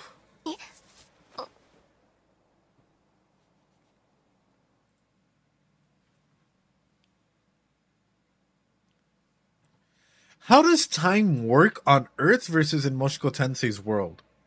This might be really fucking nerdy, but if there's any any person, physicist, or individuals out there, I'm really, really fucking curious. How does time work on Earth versus in Mushoku Tensei's world? Like, what is the time dilation between Earth and this world? Because say that 100 years were to pass on this world, in Mushoku Tensei's world, would that be like a day in Earth? Or would that be like 100 years on Earth? Or 10,000 years on Earth? Like, what would that be? Would that be mere seconds on Earth? Like, legitimate question. Like, and if anybody has the answer to that, like, I would love to hear it. I would love to hear it. Anyway.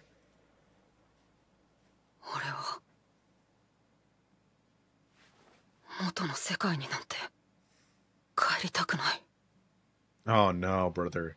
She's gonna put on that mask because she doesn't want to seem vulnerable. Oh, she's already looking at it. Ludeus, silent.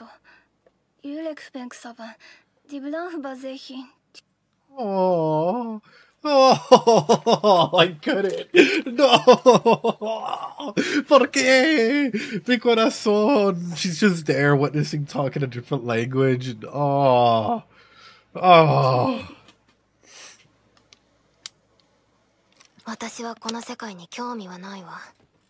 of course.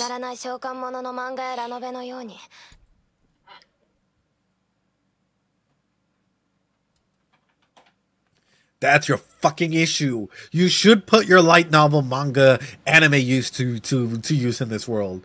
Why won't you do it? Think, Nanahoshi. Fucking think, Nanahoshi.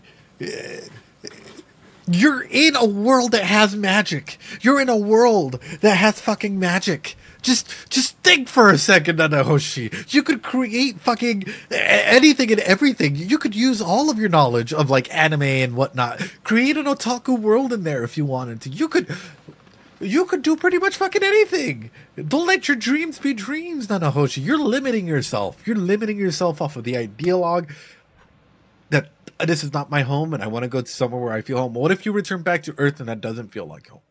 I've had many of friends who have come to the US or abroad or so on and so forth, and they're like, they've put their life on pause and they felt like this isn't their home, this isn't where they feel comfortable. And then the question arises, what happens if you go back to wherever you want to go back and that doesn't feel like home and you don't feel safe there, you don't feel comfortable there, and the same problems arise? What happens then? Because home a lot of times comes from within, from wherever we feel comfortable in cementing ourselves, where we feel comfortable in with the connections that we have, where we know that even when life throws shit at us, that we're okay, like, you know, like washing that off and being okay and like taking that next step forward.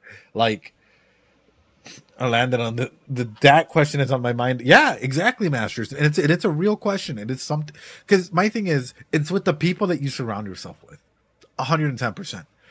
You're mentally, how you're doing, the people that you surround yourself with, and how much you're trying to be in the society with others. That is my big thing with Nanahoshi, is she's so much dreaming about going home. All of these things about going home. What if there's no way home? What happens to you? Are you okay? Are you okay?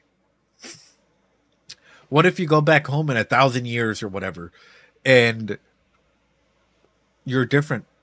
You don't fit in. No one likes you. Is that your home that you went back to? Oh man, good. 元の世界の知識を使ってどうこうするつもりもない。確かにあなたと同じ世界から来たのは間違いないです。気づいたら赤ん坊として生まれ、この世界で家族や友人ができました。転生といったところね。私は転移に近い状況。似てるけど違うわね。友達と下校してたらトラックが突っ込んできて。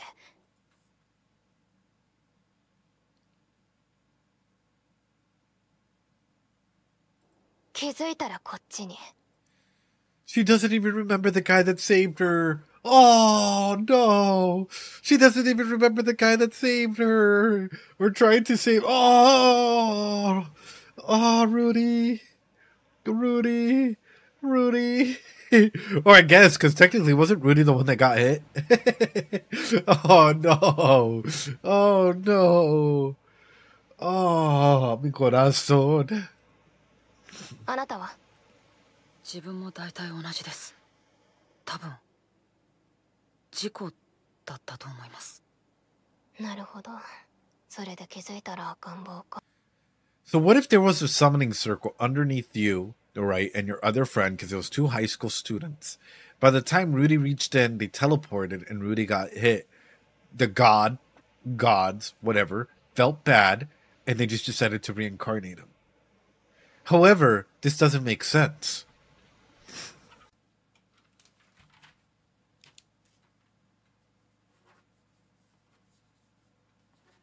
Because that means the time in Mushoku Tensei is not in a singular line.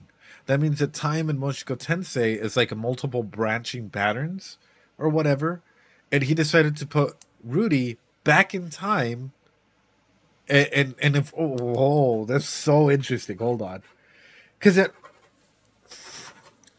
let's put car accident time when the displacement incident happens. That's when, because she says that she woke up and she was here already, right? So what we're gonna go ahead and create like displacement incident is when Nanahoshi first appears in here. However, Rudy appears as a baby, like what, 10 years ago, 10 years ago, something like that, 10 years ago, because he was 10 when it happened. So if when the car accident happened, boom, she appears there. That must mean a higher force waited. Like, literally, first off, it means that time in Mushoku Tensei is not a singular line. It's probably multiple branching paths. And then a god probably took Rudy as a soul and put him 10 years earlier. Now I'm kind of curious.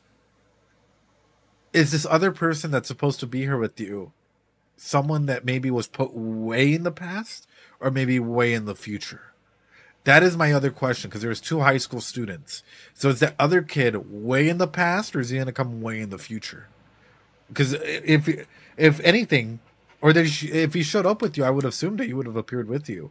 So if not, if you have been searching for this person and you can't find him, or you're like, you know what, it was like, you know, my friends or whatever, is he way in the past Rudius, like 1,000 years in the past? Is he 100, 200 years in the future, or is he maybe 5 or 10 years down the line?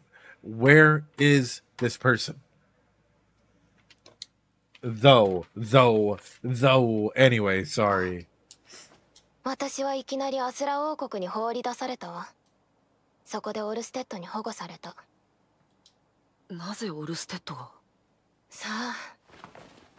ただ彼が私を召喚したわけじゃないみたい。He didn't summon you. そこで2年間アスラで過ごした。言葉もわからないから勉強して。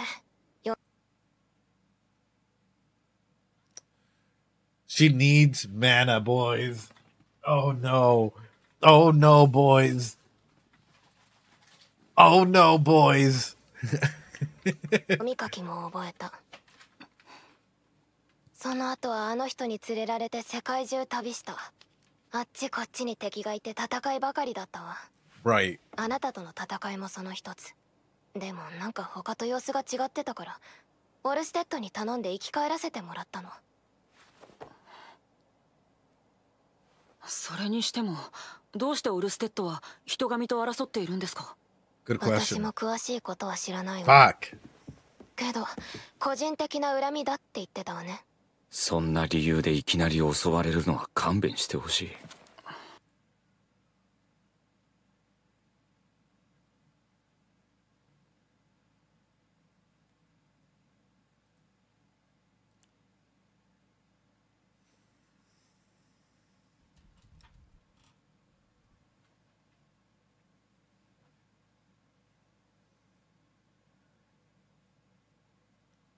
It's a personal grudge.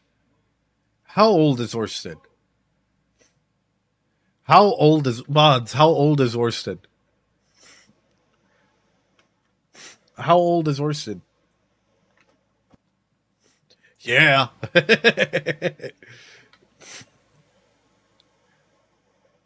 Is he as old as, say, the other worlds that are supposed to exist in the six-cubed world or whatever? The six-sided world? Yane. Is he as old as that? I'm guessing yes, seeing the reactions, the emojis out of people here. Because if he is, then is that grudge... And it makes me wonder, and this goes back into the same line of question that we've had in other episodes, which is, does this mean that the other sides of this world are barren or non-existent, or does it have something to do with the fact that, like, he's looping? My mind goes into two different aspects. Like, this is... Don't turn off chat. It's fine. 人神はさておき、元の世界に帰るための情報集めとメモの2人を探すために1年で世界中を回ったわ。Two guys in that. 世界を。そう、特殊な方法を使ってね。どういう方法で？転移魔法陣って知ってる？名前だけは。Oh shit. でもすでに存在しないと聞きましたけど。神魔大戦の頃に作られた遺跡には残ってるらしいわよ。遺跡？どこにあるんですか？ I hope this doesn't spoil me. Anybody have a link to a map? To the map of Mushoku Tensei, please? Anybody have a link to it? Of this world?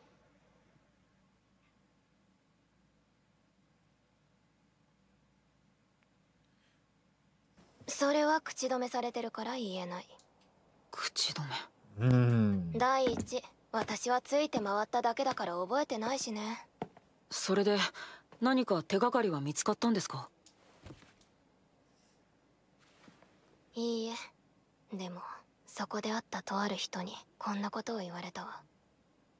お前は何者かの手によってこの世界に召喚されたのではないか。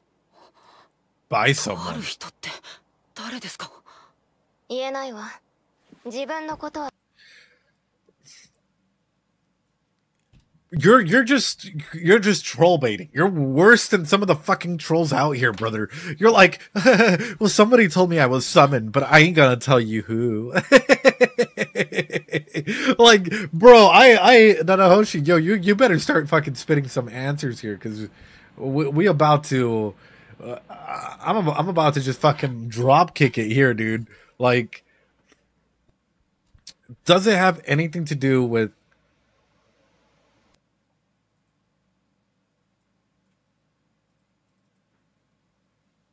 hold on.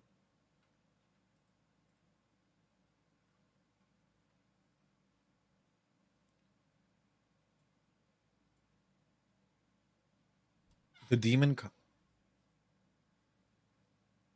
I'm looking at this, right? Asura, Dragon King Mountain. Holy Millis.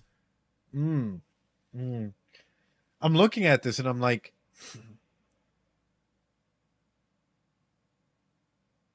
this is going to sound weird.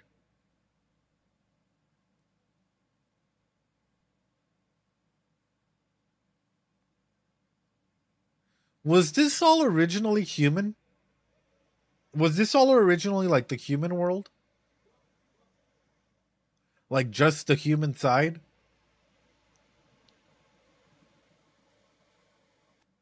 I don't know if that makes any fucking sense.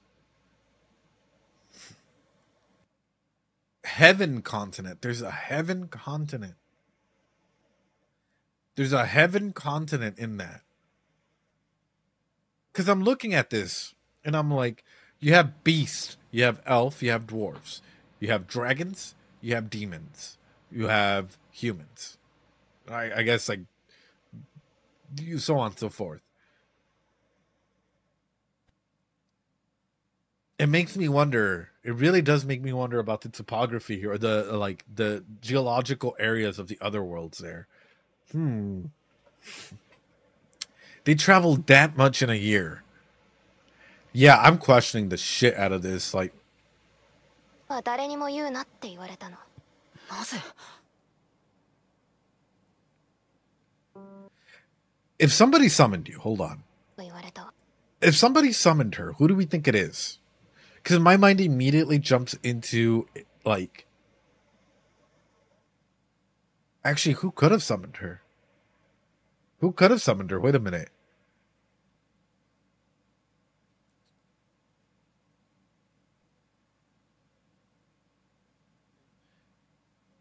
Laplace is sealed, right?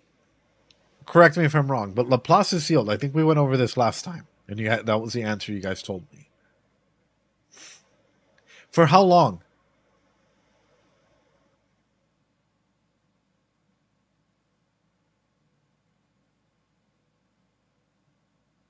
Yes. For how long, guys?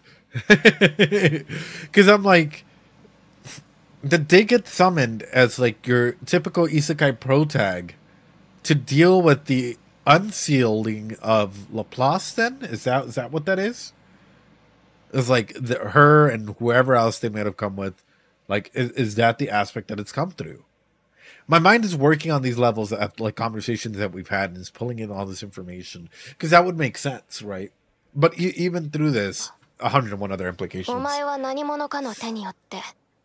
この世界に召喚されたのではないか。とある人って誰ですか？言えないわ。自分のことは誰にも言うなって言われたの。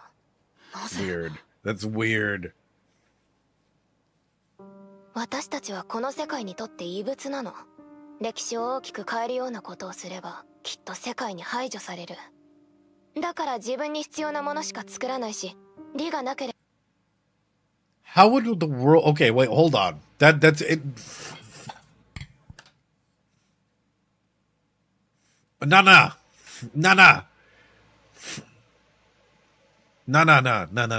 誰にも言うなって言われたの。なぜ？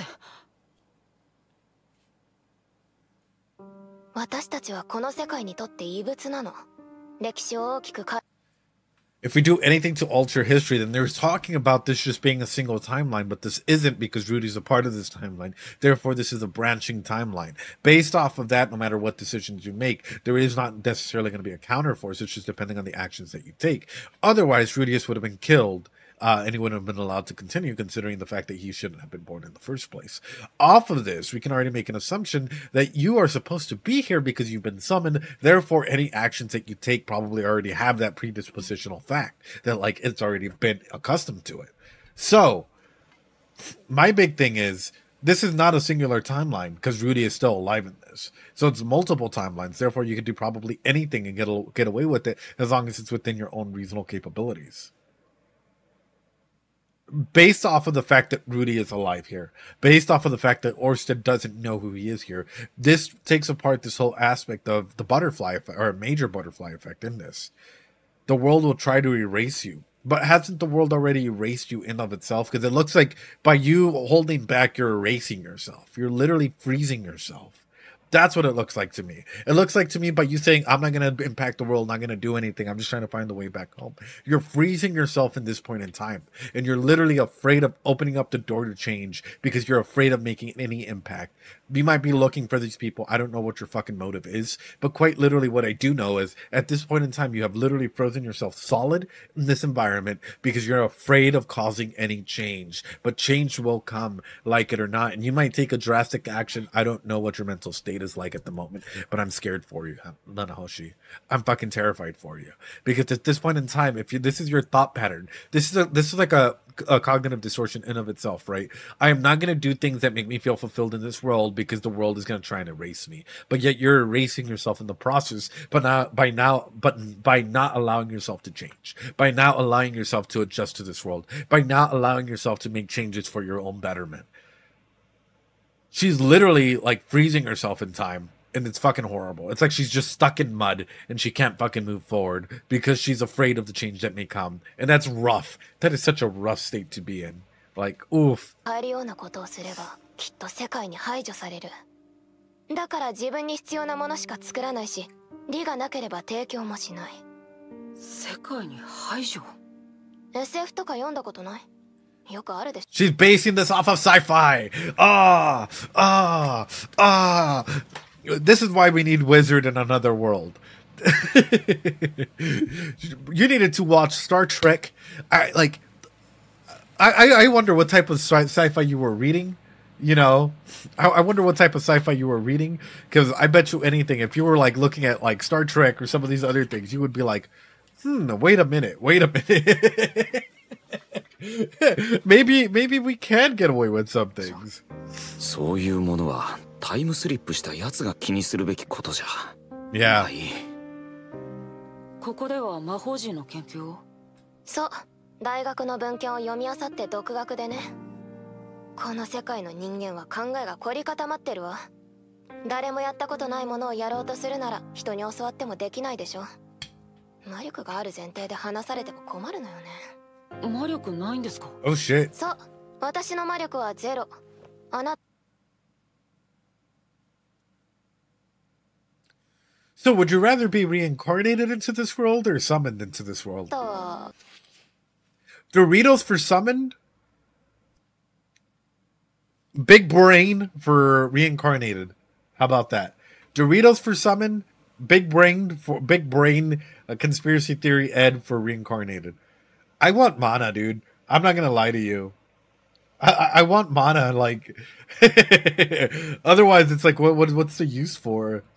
魔力あるのよね。はい。 Mystic, thanks so much for the follow. 天性と転移の違いかもね。ちなみにこの世界ではあらゆるものに魔力が宿ってるそうよ。 Except for you. そこらの死体でもね。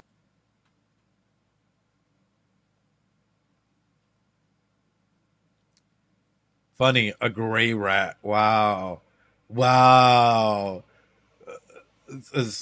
I guess a snake? Un alacrán. Ooh. A gray rat looking at a gray rat. あと、そう。これもあなたに当てはまらないのかしら。私この世界に来て5年くらいなんだけど、年を取らないみたい。それは羨ましいですね。まあ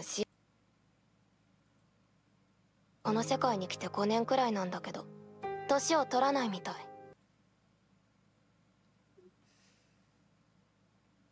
Oh no. Wait, if you don't get to age, does your brain still age? Hold on.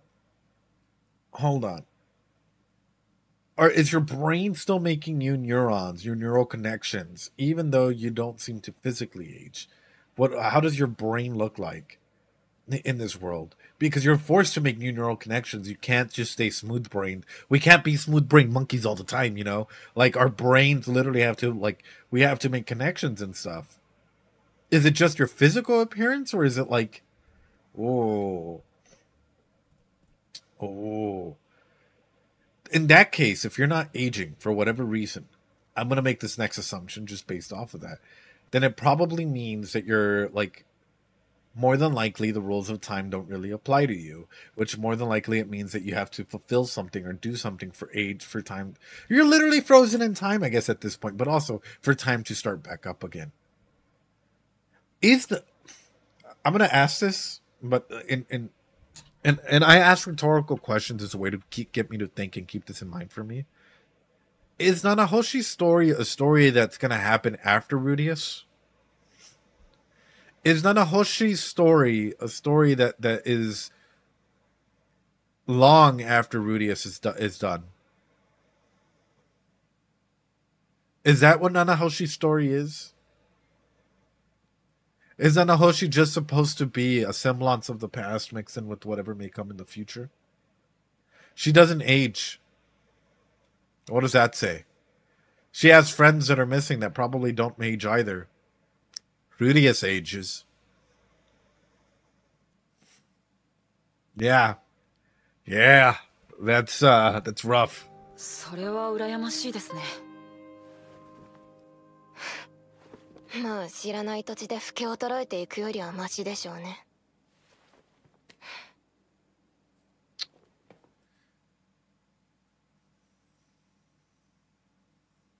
She spent 5 years here. She was in high school when she got here. That means that she's college aged, boys. I'm kidding. Oh boy. Nay. And please. 私の身の上話は終わり。どう？少しは信用してくれたかしら？はい。じゃあ、取引をしましょう。私は魔力がないし、戦う術も持たない。多分不老だけど不死じゃないわ。私はこの世界が嫌い。現実味がないし、ご飯は美味しくない。Okay. So then do you treat people like NPCs if it doesn't feel real and the food sucks? Also, if you don't age, doesn't that mean that they can use detoxify and all of these magics to keep you alive? Doesn't that mean that you can pay someone to keep you alive based on the inventions that you create in aspects like this and keep researching or doing things for yourself? If the food sucks, doesn't that mean that you can bring in your own culinary skills and, you know, bring in some sushi, some red bean paste, or so on and so forth as an introduction into this world? 倫理観はおかしいし、不便だし。元の世界に残してきた人もいる。ああ。あなたはどう？僕はこの世界が好きです。帰りたくありません。元の世界に残してきたものとかないの？ This shot is beautiful. Hold on.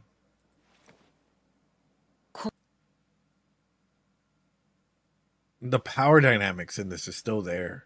And it's still very beautiful. When she had her mask off, she was really close to him.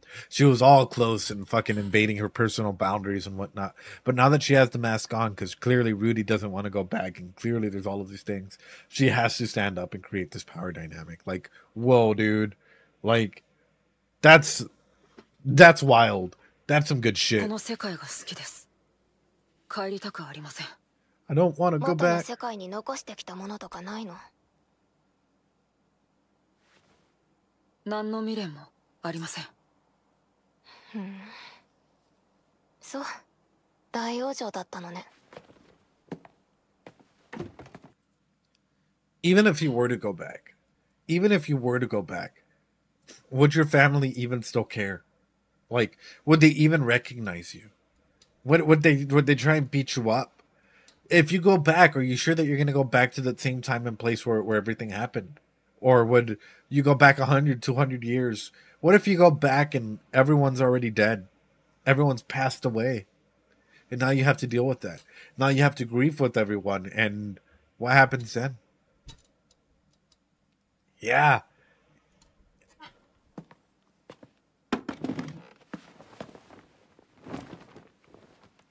私とあなたでは目的が違う。けど互いに欲しいものを持っている。だから取引よ。僕が持っているもの。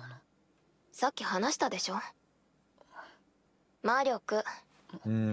あなたには実験を手伝ってもらう。私はあなたの知りたいことを教える。要するにギブアンドテイクの関係ってことですか？そう。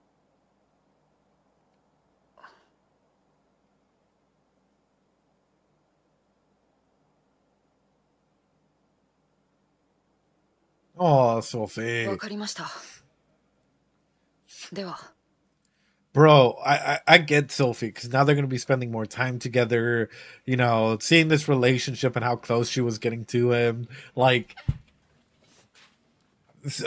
I feel bad for Sophie, like, because Sophie's always on the receiving end of stuff, and like, Sophie now had to sit here and take this all in, and they might be working closer together from now on, but Sophie needs to communicate, and they're still speaking Japanese. Oh.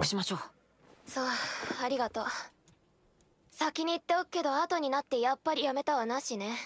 男に二言はありません。そういう日本の言葉を聞くと感動する。じゃあ差し当たって何か知りたいことはある？ I'm gonna throw this out to you guys. What if you go back home, but it's not home? What if you go back home and you, like, for whatever reason, you end up in Japan, and you guys are like, "Where are the subtitles, guys? Like, because now, how are you gonna get back home? If, like from there back to your house? Because I don't assume that it's just randomly gonna like take you back to like exactly the place where you're at. You know, like there's a lot of questions with this that I feel like she needs to ask. 転移事件について調べてるって聞いたけど。誰から聞いたんですか？ベカフさ。Oh. ラジアキ、ザカーブタイプ、エヴァンボシュ。Oh. 七星さん、ここからはこっちの言葉で。わかったわ。例の事件の仕組み。Genius setup. Genius setup. That flip in languages is such a... And it happens to multilingual people. Por ejemplo, si estamos hablando español, bastante las veces no hay problema si estamos hablando español, y si tenemos que hablar en inglés a veces pasa. Pero cuando estamos hablando específicamente de Rudius, una de las cosas que a mí se me hace impresionante es de que mentalmente tiene tanta calma en estos momentos cuando debería tener tanta ansiedad. Cuando la ansiedad lo debería estar absolutamente destruyéndolo completamente. But when we start speaking in English, all of a sudden people start to make sense as to what we're talking about.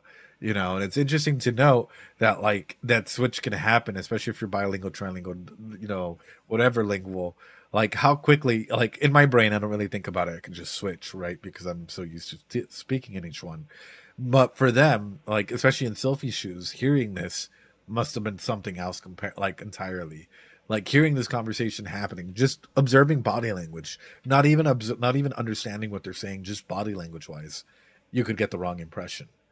Like holy shit. 意味はわからない。けど5年前、ちょうど私が来た時と合致するわ。つまり。おそらくあの事件は、 Oh その no. 時の反動で起こった。 Oh no, bro. つまり。 You told Rudy this. You were summoned. He was already pre-prepped. Rudy was pre-prepped. Sylphie is not. You need to watch the fuck out, dude. No. 私が原因かもしれない。 Oh no, no, 仲 no. は予想していた。いくら俺でもこれだけ条件が揃えばわかる。むしろ俺が原因じゃなくてホッとした。Oh, Rudy.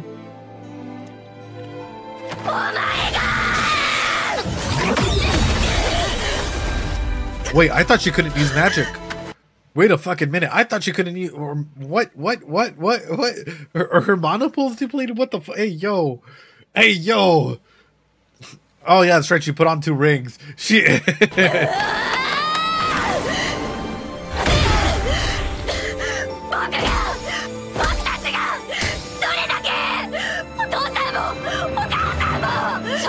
見てないで助けてよ。フィッツ先輩、お前のせいで。落ち着いて。なんでこいつが原因だって今自分で言ったんだよ。どうして冷静でいられるんだ。君だって大変だったじゃないか。すみません、説明が足りませんでした。彼女も被害者なんです。来たくて来たわけじゃない。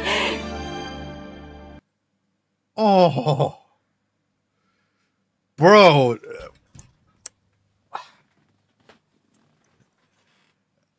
Sylphie getting fucking fired up, dude. That's what it's about. Sylphie literally getting fired up, going for it. Like, that's what it's about. Sylphie literally trying to, like, yeah, it's a fucking shock, dude. It's a shock. But also, isn't that kind of a fucking cheap move for her to have those rings and protect her from literally everything and anything? Like, that's some next level shit, dude. Like, for Nanahoshi to have that shit, like, that's some, like, OP, like, you know, main character fucking ring set, like. 被害者。そうなの。ごめんなさい。配慮に欠ける言い方だったわね。謝罪するわ。いや、僕の方こそいきなりごめんなさい。I mean... とにかく例の事件については私もよく分かっていない。誰がどんな目的でどうしてあんな被害になったのか。オルステッドさんは何と？こんなことは初めてだって。さんは何と？こんなことは初めてだって。Only that nothing like it had ever happened before.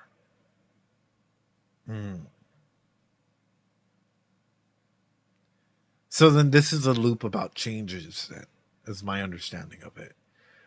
This is probably like one of the biggest like changes in like probably anything to go through there. This is like my sus meter is rising.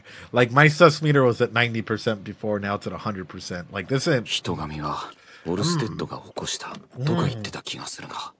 じゃあなんで自分が原因なんて言い方を？後になってからああだこうだ言われたら嫌でしょ。だから先に言っといたのよ。おそらく私が原因だって。なるほど。なるほどね。でもある程度原因の見当はついているわ。研究が進めば転移事件の真相も理論的には説明できる。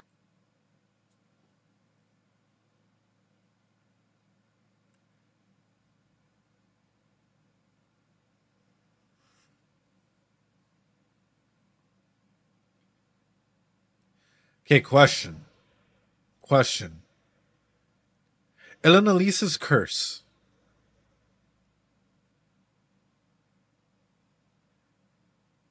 We know from the displacement incident, it seemed as though there was a large collection of mana collecting in one place all at once, and boom, the summoning happened. Is Elenalise the curse that she has and what she's doing and stuff? My question comes into this. Is she collecting mana from people? Semblances from people? DNA from people? Is it for Laplace? Or is it for another summoning? That's where my mind goes into. Is this curse, or is this thing that's placed on her, is it a collection of some things? Is it either to free a seal, or is it to summon again, or what type of a thing is it?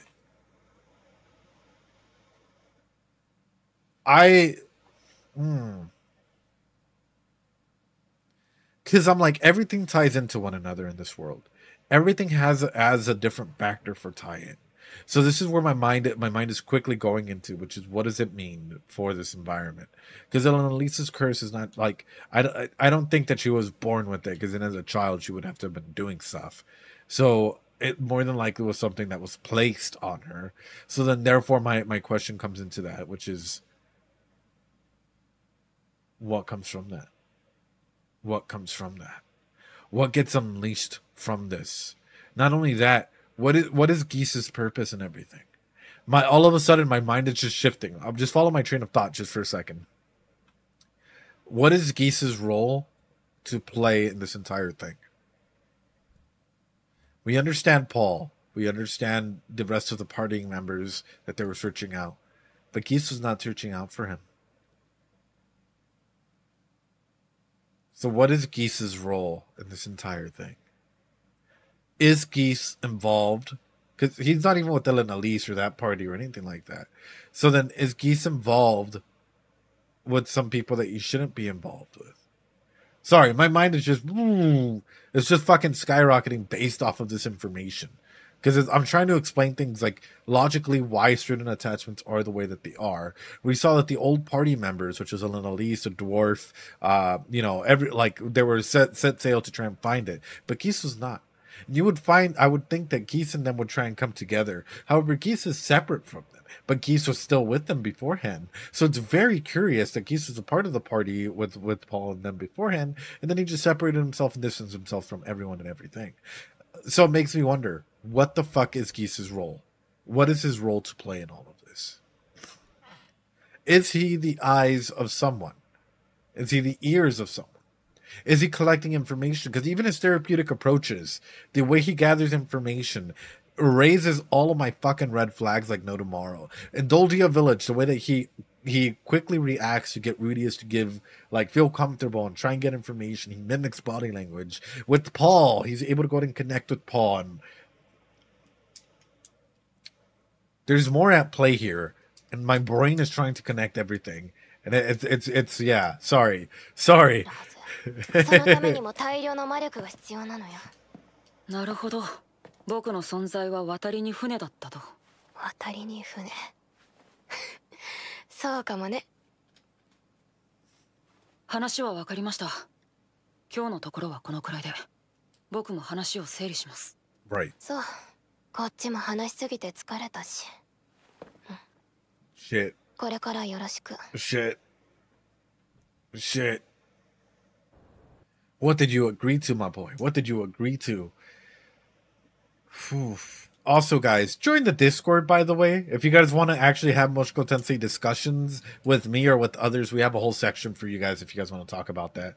Feel free to join. Like, we have literally everyone and anything in there. There you go. I don't know what else to say other than, like, fuck, dude. My theory crafting, I feel like I need to step up my game now because clearly there's way more at play here.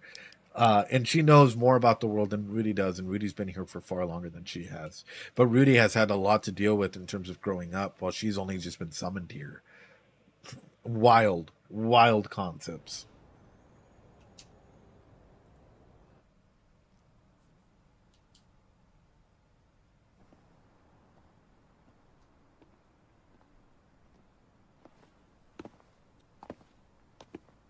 Oh, the distance. No, Sophie. Yes.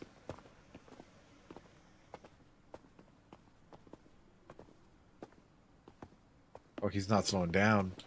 Oh. ルーデウス君は彼女のこと。Sophie. It's...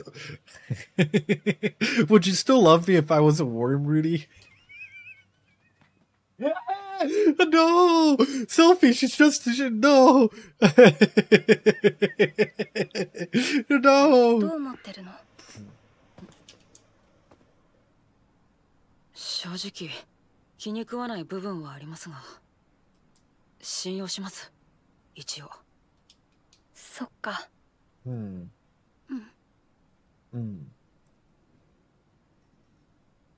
ならいいんだ。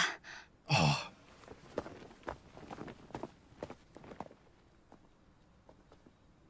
Sophie, I think it might be time, dude. 心配してくれたんですね。ありがとうございます、先輩。いや、心配ってわけじゃ。まあ、どういたしまして。Sophie, it might be time, sister. It might be time. You might want to start dropping a little hint or two. No, don't fucking end there. No. Like, wait. We're 3 episodes away. We're seeing her already.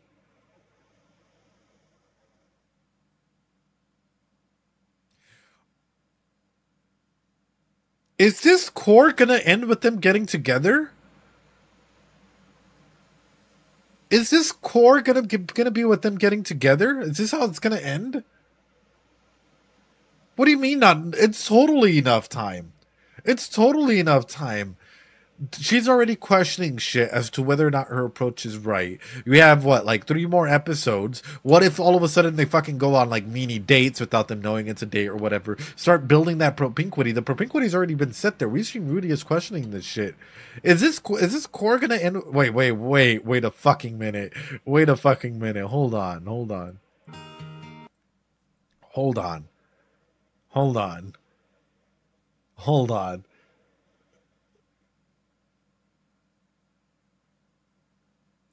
Is this core gonna end with them like, tal vez sí, tal vez no, no te pasen. Hello, everyone.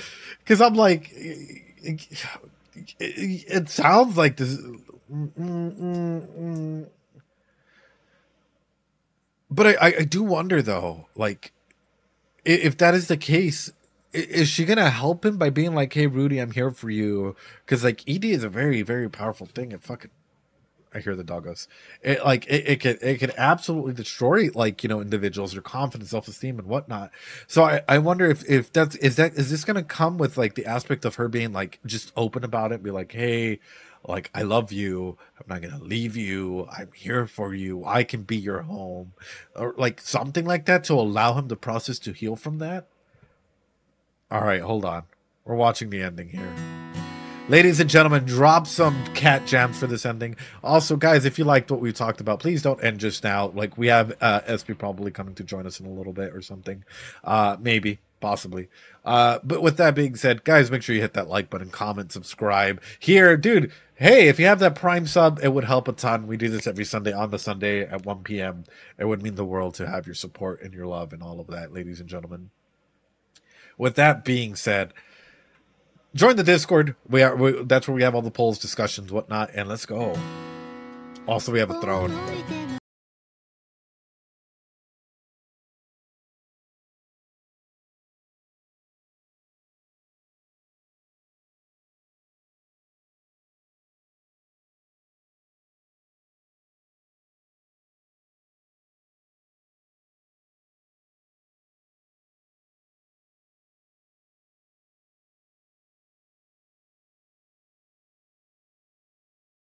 It's a jam, bro.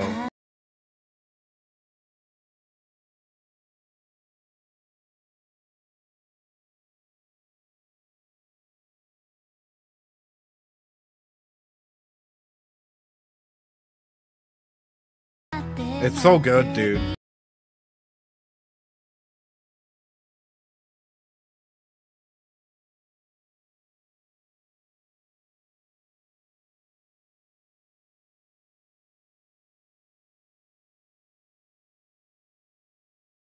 Una caricia al alma, sí, la verdad es que sí.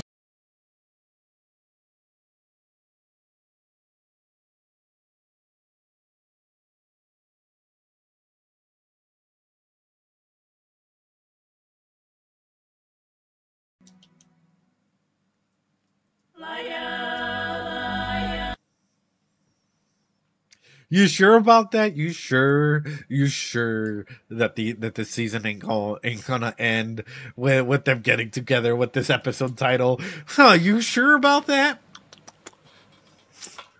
Are you sure about that? You sure about that? Are you sure about that?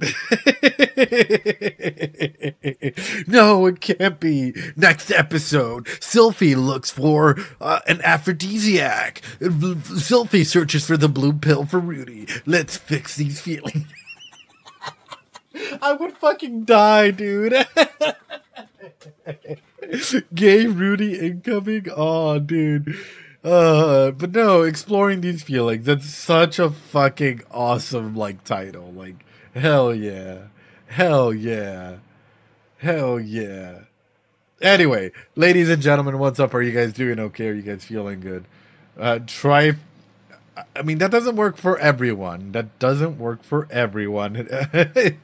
Kaguya-sama taught me you need like 5 seasons to confess. Oh, God, dude. Oh, God.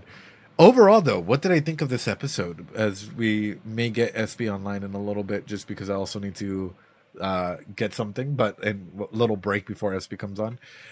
I thought this episode was really good. I thought this episode was really, really good. It was literally like 23 minutes of talking, but it felt like 3 minutes. Like, it was really quick. A lot of information. A lot of fucking information to throw our way.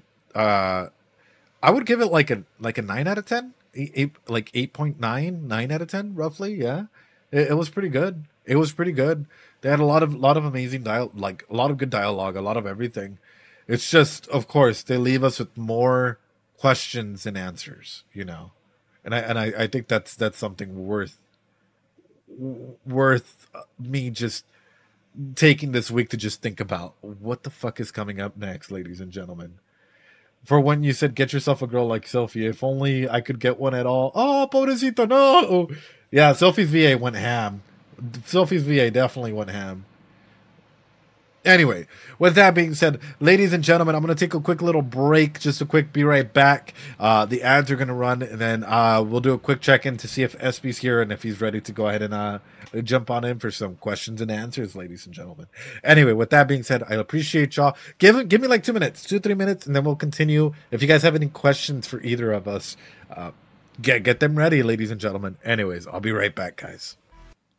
Alrighty, well, ladies and gentlemen, you guys see him on the screen. You guys see the beautiful man on the screen. SP, dude. First off, thoughts on this episode.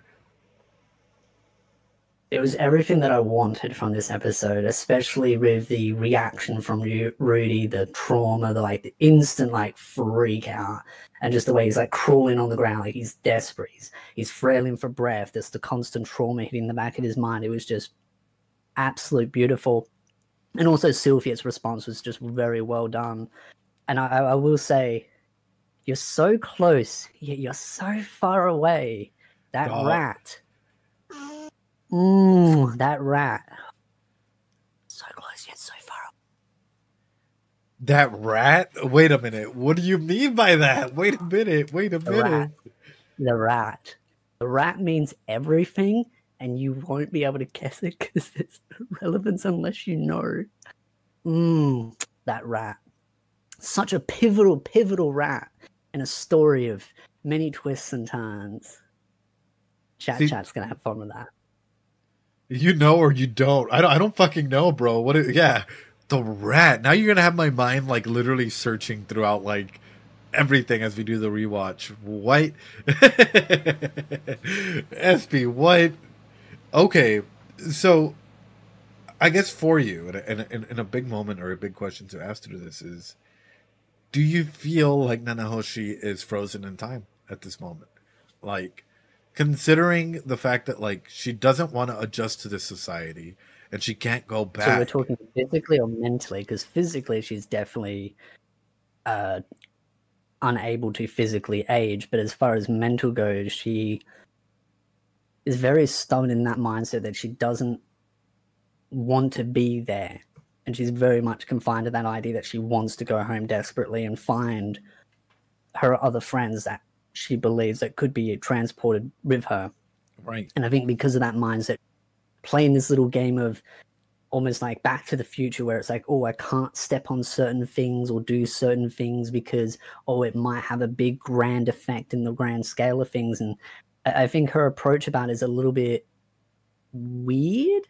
Sure. Which I've always felt. But at the same time, I guess she's very attached to her past life as well, while Rudy is very much in a different mindset where he just has no attachments whatsoever. He does not want to go back home.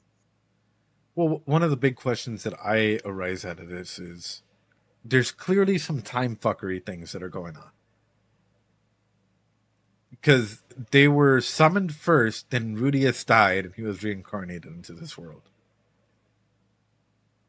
But yet she got summoned officially into this world 10 years after Rudius is born.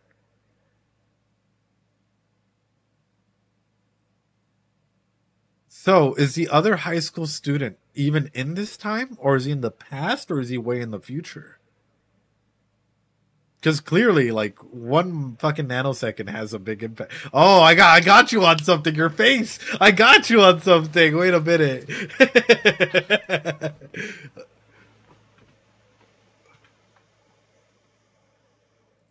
You're asking the right questions. No. And I can't really say too much because it gives away the possibility of what you might come to conclusion later on. But I'd say you're definitely on the right track of wondering when and how and where are these other people.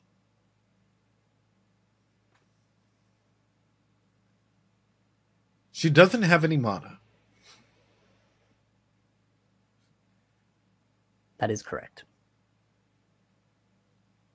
Is she even meant for this time? Well, Orsted also said that Rudy is an anomaly as well. So, and I mean, this isn't something that I know. It's more of a theory of if Rudy was summoned and Nanahoshi was summoned, but they were summoned in different ways, were they summoned by the same person or someone different? Right. Well, I mean, and that's interesting because Rudy had to die before he was reincarnated, which means that somebody had to have waited until he passed away for the everything to start, the transferring souls, whatever process. So it makes me wonder. Again, it brings up the idea: are there other gods aside from the man god that, like, maybe they're thought to be dead, or maybe like they no longer existed, or something along those lines, or more powerful gods out there as well?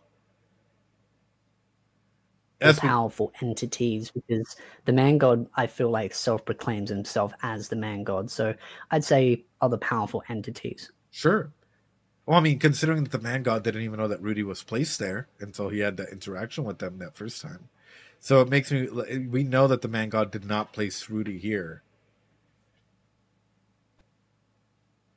So this all comes about. And also, I guess this is where my other thing comes about. Why is my sus meter on Geese raising even though he's not in any of the scenes? Like, I'm looking at all of these things, and this is a genuine question for you, which is, we know about Illinois' curse, but why is Geese not traveling? Was he not searching for the other party members? He knows how to get information way too well. It feels as though he's like involved with the wrong people. I just get this weird feeling because of the way that he opens people up. It makes me wonder if he's involved in some way, shape, or form with, like, I don't know, something that's probably going to become relevant later on in the future. Your face. I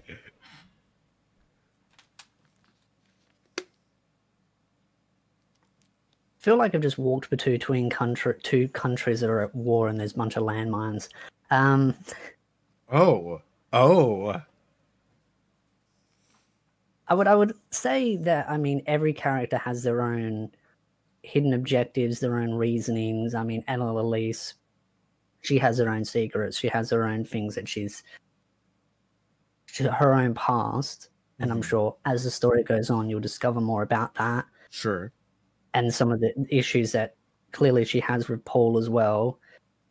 Ghislaine is probably more of the harmless, dumb brute of the group. And then Zenith, also the innocent individual out of them all. But even then, she's got her own past as well. And then so does Ghislaine. So I feel like every character in there has a bit of a past, bit of their own history. Probably except, and I keep forgetting his name, the dwarf. Don't know why I keep forgetting about him, but he's like the only character that's like the least relevant out of the group, because you don't really get to see too much of him and hear too much of him.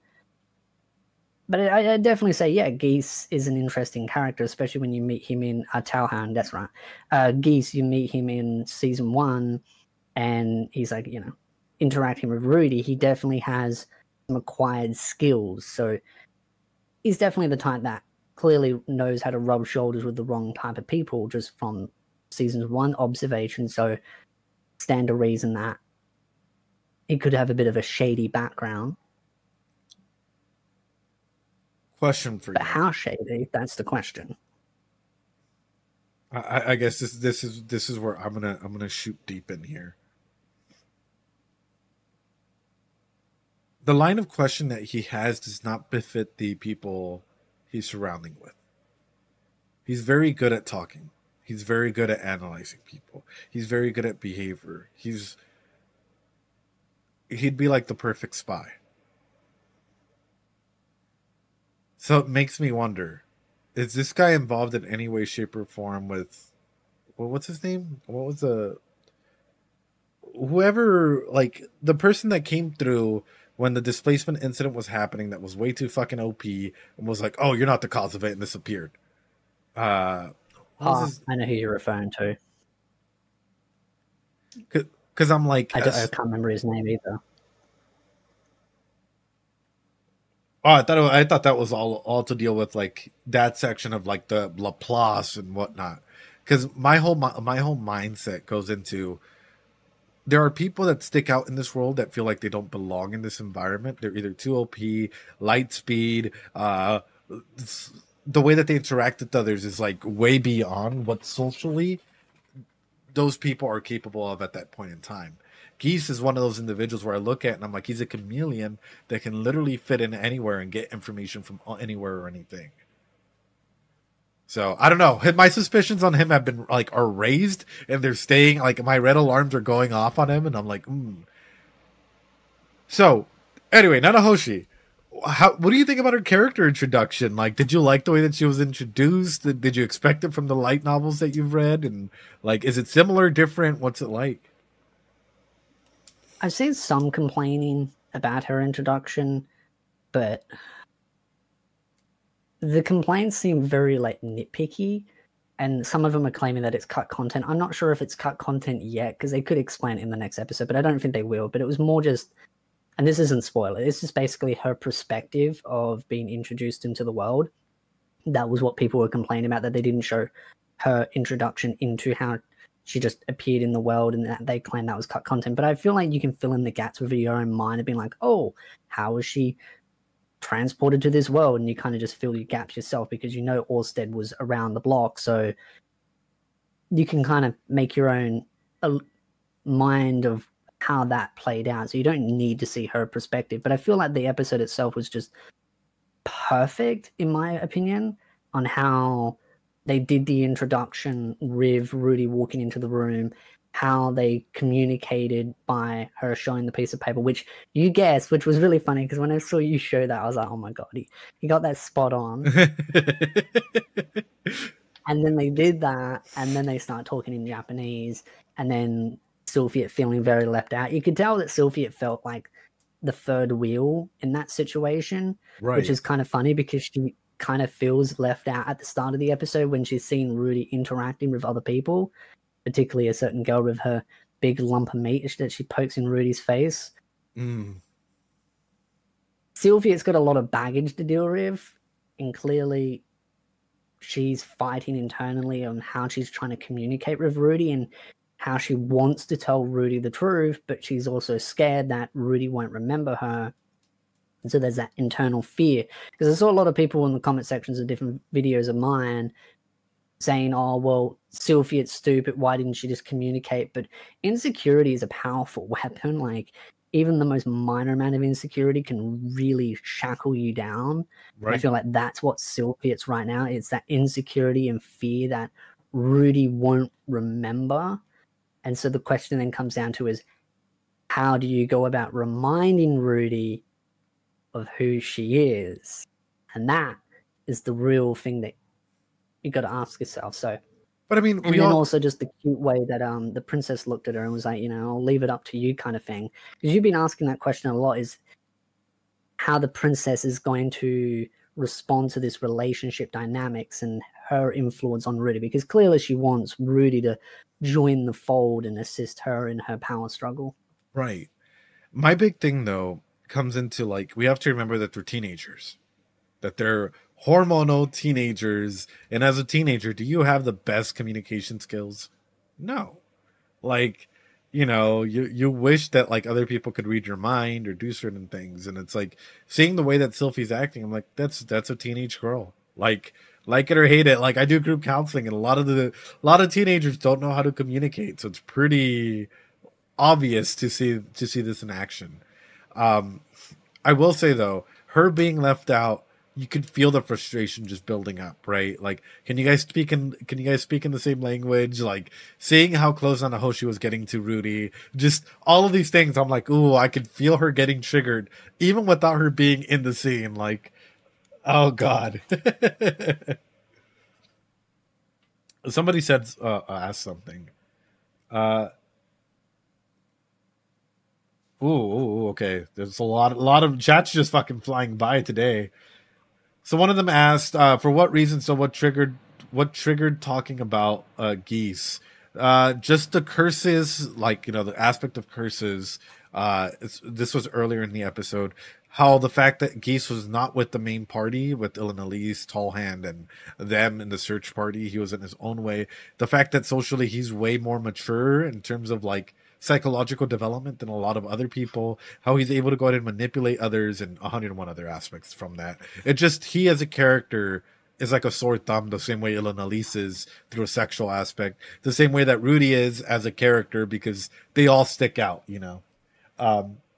But through this, I do want to ask you, how do you feel about the way that they opened up about, like, Nanahoshi opened up about, I was the one that caused that incident. Like, I felt like she knew that, like, she was going to get triggered. That's why she put on the rings before she said anything. Yeah, it's pretty obvious she put on the rings because she knew that someone was going to get triggered by it, which I feel like she should have worded herself better, knowing that they were talking in Japanese to start with, and then suddenly went back to the normal language of that world. Right. Yeah, it's a weird way of doing things unless she was just hoping to get a response to see. It was definitely weird of how she went about that. One of the things that I'm going to say is going to trigger people.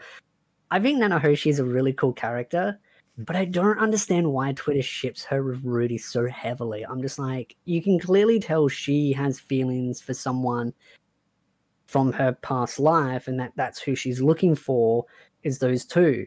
Because if you see the scene, she's having an argument or something. So clearly there's like a bit of a love interest there, but I just never understood the shipping for that. It's like the one ship that I'm kind of like, wait, okay, I like Nanahoshi, but they're shipped together? What? Yeah, people ship them. It's a weird one. I don't know. Oh no.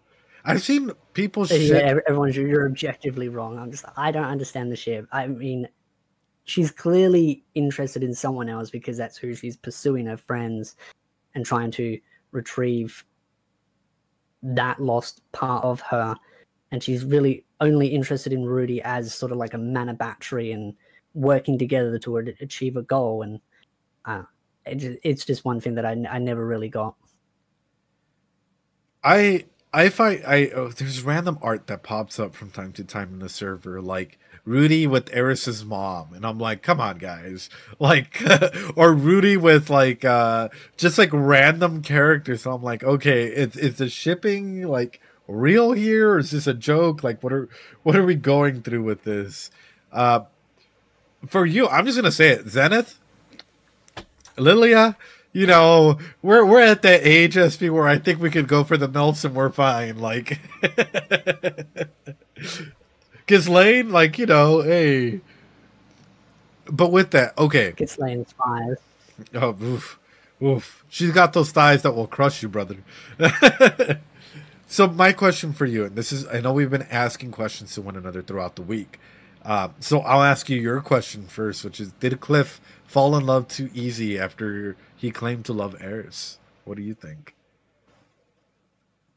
I think the time difference between when he first fell in love with Eris and then when he fell in love with Ellen Lise was a long enough time gap that it made sense for him to move on. I mean, he even notes that, yeah, he moved on. I don't understand why people got so upset about that. Sure. Like, he had to still be loyal to Eris even after all that time. I mean, Cliff knew that Eris was in love with Rudy because of the way Eris spoke so highly of Rudy, so he could read between the lines. So clearly at that point he's going to move on. It doesn't mean that he still won't be a little bit prickly towards Rudy when he first meets him and goes, hey, what's the whole deal? I never understood that mindset of he still had to be loyal to her after all those years. I'm just like, clearly it was a big crush and he falls head over heels. He kind of wears his heart on his sleeve kind of thing. He falls in love with first appearances and then kind of is captivated by everything else, like the personality, the energy. And Ellen Elise and Eris are quite similar in their energy. They're very bubbly. They're very outgoing kind of characters. Even though Ellen Elise kind of sometimes can be a little bit sly, but that's more when she's on the prowl looking for some meat to stick her teeth into. But I still feel like they're both very easygoing, fun characters to talk with, and I think that's why Cliff kind of attaches himself to those kind of personalities, and also just they're both very attractive as well. So it made sense for Cliff to fall head over heels, but I think it was a great way Ellen Elise allowed for him and Rudy to become good friends. Because in my video, I made a mistake. I said Cliff falls head over heels over Rudy, and I mixed the two names up. And someone pointed that out, and I'm like, you know what? I stand by that statement. Cliff fell head over heels over Rudy. But through that, though, I think, first off, he wasn't in a relationship with Eris. So there's not an expectation that it's going to take him years to recover from something like that. When it's like, how quickly have you gone from one crush to another? I'll be honest. I've gone over them pretty fucking quickly. Like, I might be crushing on someone. Yes, it hurts for a couple of months, and then I'm like, ooh, wait a minute. There's this other cute girl over here or whatever. You know, like, if you're not in a relationship, it's going to be a lot quicker for you to start healing. And a crush is not a relationship, and I think that's something to highlight in that. Also, what is the age of maturity or adulthood in Mushoku Tensei? That's a good question. I actually don't know. I think some of chat is saying 15. I was about to say 15, but I wasn't 100% sure. But chat's saying 15, so I was on the right track there. So yeah, I believe it's 15. So isn't Cliff already like at that age? Yeah, he's technically at that age where he can make his own decisions on if he wants to pursue a relationship with someone. And I mean, Eleanor Lee, sure, she's over 100 years old, but I mean, this is a world of magic, elves and dragons, so of course she's going to have a longer life, and she can offer that maturity and help. That maturity. that maturity. That experience that Cliff needs. Yeah, so there is one fun little detail that actually is skipped in the last episode. Not a spoiler, but it's just really funny. They get it on pretty much at that point when they hook up. Cliff is limping. That morning, he was actually limping. Oh no. My man gave it his all. He busted his back. Yeah. I just thought it was a fun little detail that they may show it like in a later episode, but it's just really funny that they do note on the light novels at that point and multiple times that he's constantly like limping for a while. He's like, she's wearing him down. But through that though, I think that's a big aspect to highlight is if he's already at that age of maturity or he's at that age of consent in his world, who the fuck cares who he hooks up with? Like, people trying to go ahead and use modern day, like, and mostly like, you know, where the age of consent is older to like try and downplay another relationship. It's a fucking fake world. And they have their age of consent that they've already met. Some people. I mean, even if let's say Cliff was 20 years old and Eleanor Lise, I forget how old she is, but she's well and truly over at like 150 or something, people would still complain because then there'd be like age gap. But it's like, for God's sake, she's an elf that lives well beyond normal life expectancy. Unless she finds another elf out there, that's, again, that means that she's only allowed to breed with her own kind. Isn't that a bit racist, Twitter? That's a bit prejudiced. Elves aren't allowed to mingle with humans. So you ready for this next one? I think this next question is it's pretty much a bomb, I think. A good bomb that you asked that I think we should cover. Yeah. Is this a pedo fantasy for the writer? I saw that comment. I was so... Yeah.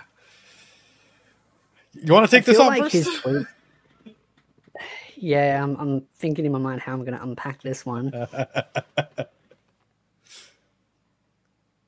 To start with, people keep twisting the author's tweets. He was never condoning the slavery or any of that other stuff. He's simply explaining Rudy's mindset of how he sees the world and how Rudy is very much powerless to deal with a lot of issues. But as far as it being a pedo fantasy for the writer is just absolute ridiculous in its most basic concept. And this is one of the reasons why I like Mushoku Tensei, for the realism in how characters act. They have their strengths and their weaknesses. And one of the things that I get really bored of in other power fantasy isekais is this copy-paste protagonist transported or reincarnated in an alternative world. Their past lives are basically as simple as, oh, I worked in an office from 9 to 5. I'm the most boring human being that's a basic otaku, and that's as far as my personality goes, as a fucking cracker. There's no flavor to it. There's no flaws. There's no weaknesses other than just he's a really nice guy that passed out during work, and now he's suddenly in a new world. Yep. And now suddenly he's revolutionizing the entire wheel of an entire society with no effort whatsoever. He's creating infrastructure that's based on Japan, forcing their culture into it and modernizing their world. And it's just like, okay, every isekai does that. Like, sure, it's fun watching it here and there, but I want to see something where a character has to interact with the world itself. Like as the saying goes, when in Rome, do as the Romans do. I want to see a character where They have to adapt to the world they've been frosted in rather than the world adapting to them. Right. Because to me, as much as that can be fun, not that realistic. Like, there's a lot of political entities, there's a lot of crazy things going on with that world. You think they're just going to all suddenly change everything about their culture and society just to appease to one Japanese person that was reincarnated? It's a fun concept, but it is overdone and it's not super realistic.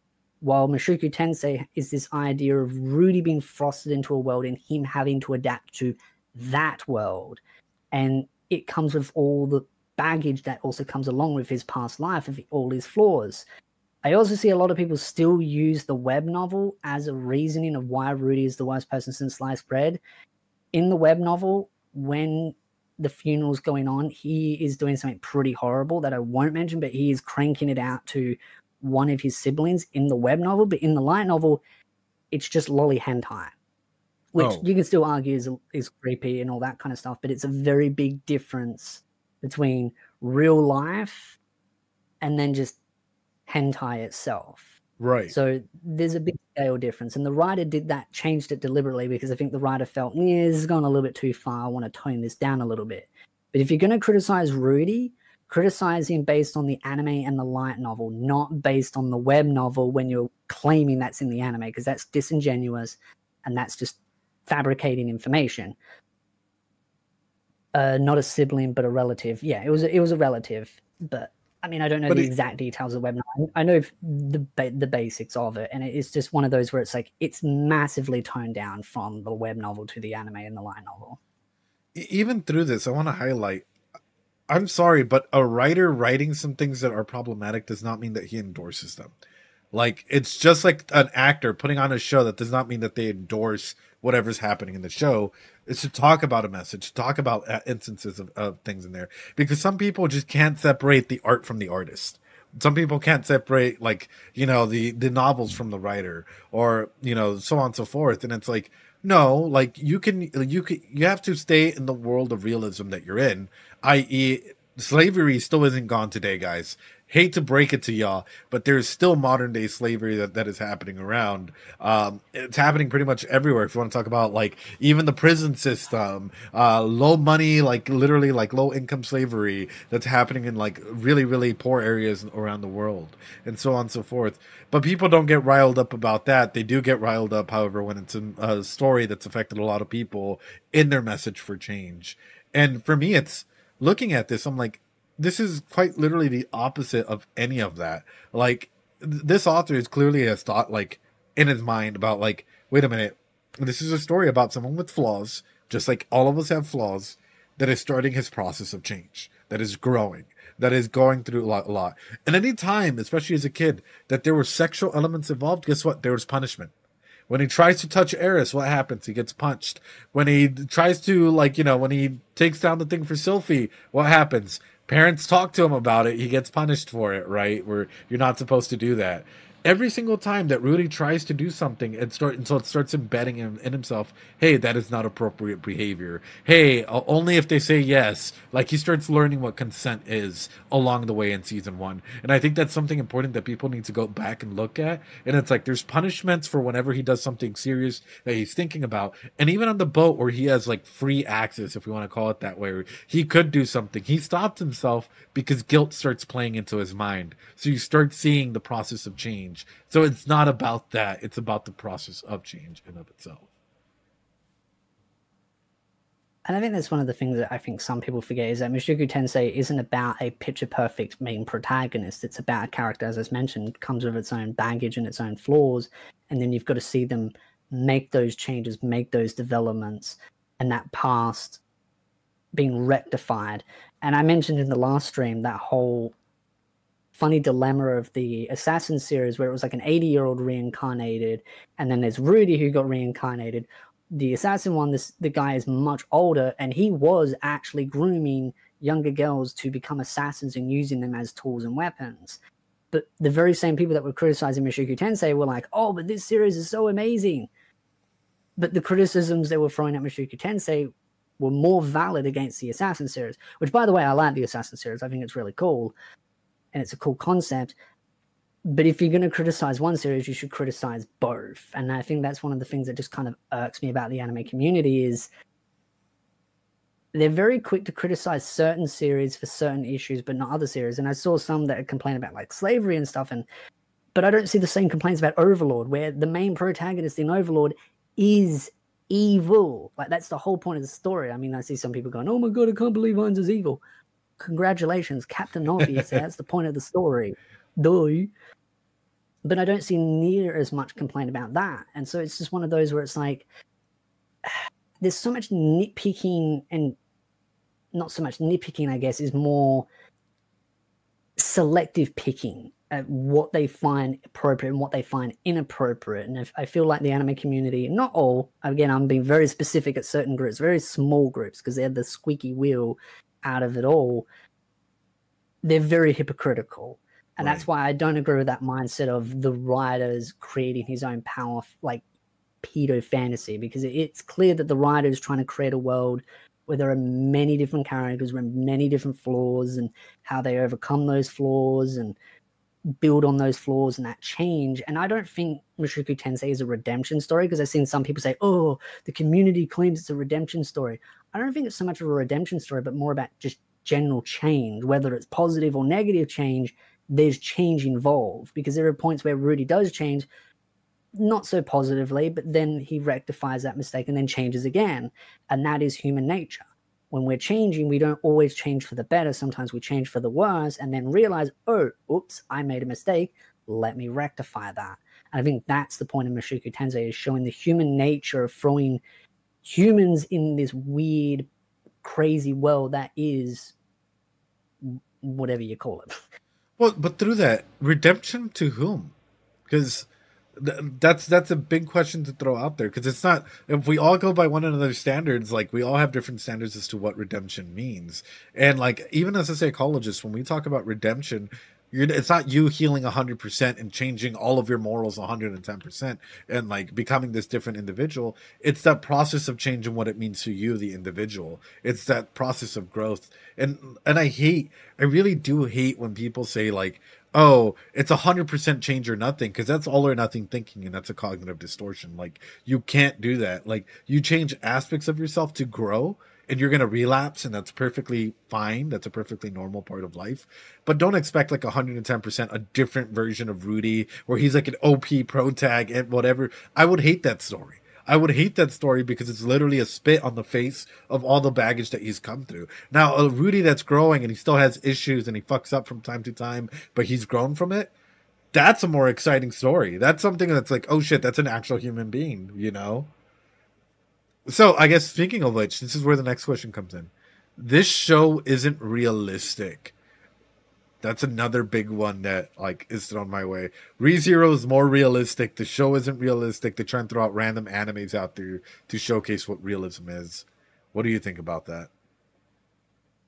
I mean, that's such a loaded point, though, too, because it's like, okay, what do you want out of the show that's realistic and not realistic? Because for me, in Mushoku Tensei, what I want as far as realistic goes is character development, responses to the world itself, but the parts that I don't want realistic is the magicalness. Like, of course, magic doesn't exist in my world, so it's not realistic. And there's dragons, different races, elves that live for hundreds of years. There's curses that mean a certain individual has to sleep around.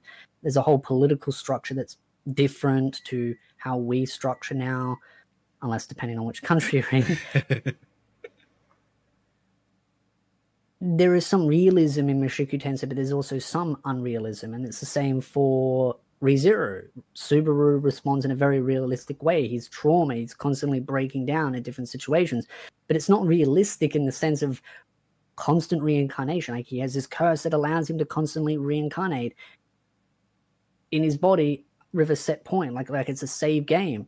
That's not realistic. Right. How he responds to it, though, is realistic, but the concept itself isn't realistic. So I kind of would then throw the question back at them, is like, what do you want out of a series that is not realistic? Because you can say, oh, ReZero is realistic and Mushoku Tensei isn't, but then it's like, how are you balancing those rule sets? That just, to me, it feels like such a lazy way of wording things, like, oh, well, one's realistic, one's not. It's like, technically you can argue they're both realistic and they're both not realistic at the same time. It's Right. depending on what lens you look through and what perspective. But I think both are realistic in how the characters respond and unrealistic in the power fantasy itself. But that's what we go into when we go into an isekai fantasy world, is that sense of majesty and grandeur and wonder. My big thing is, in terms of like the just grounded psychology, the attachments, whatnot, 100%. I would fucking argue with anyone. And there are some people out there in the Twitter section or Twitter, YouTube, whatnot, that are like, especially, you know what? I'm going to fucking call it out right here, right now. You random fucking Twitter bot that keeps throwing up like a random Spanish article about like why Mushoku Tensei is for depravity. 0 sources cited. Fucking 0. Come on stream. I invite you. Come on stream and talk to us. We will be respectful. We will let you voice that one out. Bring your fucking sources. We'll give you a week, more than a week. Feel free. This goes out to anyone, like legitimately. If you guys think that Mushoku Tensei doesn't have any psychological basis in it, I want to first start off by saying psychology is the study of the mind, not even necessarily the human mind, but the mind in general, how consciousness works, how we interact with one another, attachment, so on and so forth. And I'm just gonna be straight up about it. If you come through with no sources, with no citations, with no actual information, I can pull up 1,000, like off the top of my head, pull up 1,000 fucking references to showcase how transformative each step is and why a person relapses and Rudy and all of these things. This might get flamed. I don't care. You just bring it on. That's all I got to say is like, legitimately, I hate when people keep doing that. People keep throwing that up there. So it's an actual reference. And it's like, it doesn't have anything in it to actually be credible. Doesn't go through any peer review. Has no sociological or psychological standing at all. Ok, lo digo en español. Si hablas español y eres el creador de esa página que dice supuestamente que Mushoku Tensei es para todas las personas, ¿cómo se puede decir? Like, que no están bien en la cabeza. I don't even know how the fuck to say that in Spanish. Ven y platica aquí con nosotros. Te doy una semana, agarra los artículos que necesitas de psicología, sociología, cualquier forma. Vamos a hablar como gente. Si quieres venir, bienvenido. Aquí te entretenemos. Anyway. El trauma no justifica la depravación. Gracias. Thank you. They knew exactly why. Just in case they were just Spanish speakers, I'm like, come on. But no, I want to highlight that because there are a lot of people that like love to say that Mushoku Tensei isn't grounded in realism or doesn't have any form of realism. And I'm like, psychologically speaking, I can vet for it. And I'm pretty sure there are other therapists and whatnot that looking at this series would say, yeah, there are people that relapse like this. This is like very viable in the forms of what connections impact us and so on and so forth. Like it's a lot. And I also hate when people are like, they try and throw stuff back at us without any like frame at all. SB's wrong because he hasn't taken into consideration the fact that I think that Rudy should be like this. And it's like, we all have opinions. It's okay for us to be wrong, guys. We're not like the end all be all. We're wrong from time to time, but you know. My only issue is when an opinion is based on a lie. Like if you've got a different opinion on how you perceive Rudy or the world, that's perfectly fine. But a lot of the criticisms for Mushoku Tensei is built on a lot of fabrications, like twisting the tweets that the author has said in certain interviews, claiming certain things that are from the web novel that are claiming are in the light novel, which aren't true, which is what the anime is based on, is the light novel, not the web novel. And then also just completely making things up, like one claim of they were using the girl that they got from the slave market as making hentai figures. Not her job. Her job is not to make hentai figures. It's to make figures, not hentai figures. It's right. Figures, just normal figures that people buy. So that just demonstrated that a lot of people just making things up. And I think a lot of the haters for Mushoku Tensei, and when I refer to haters, I'm referring to people that are being disingenuous about their arguments, people that are using false information as an argument. If you just don't like the series because it's not your cup of tea, that's fine. Everyone has different tastes.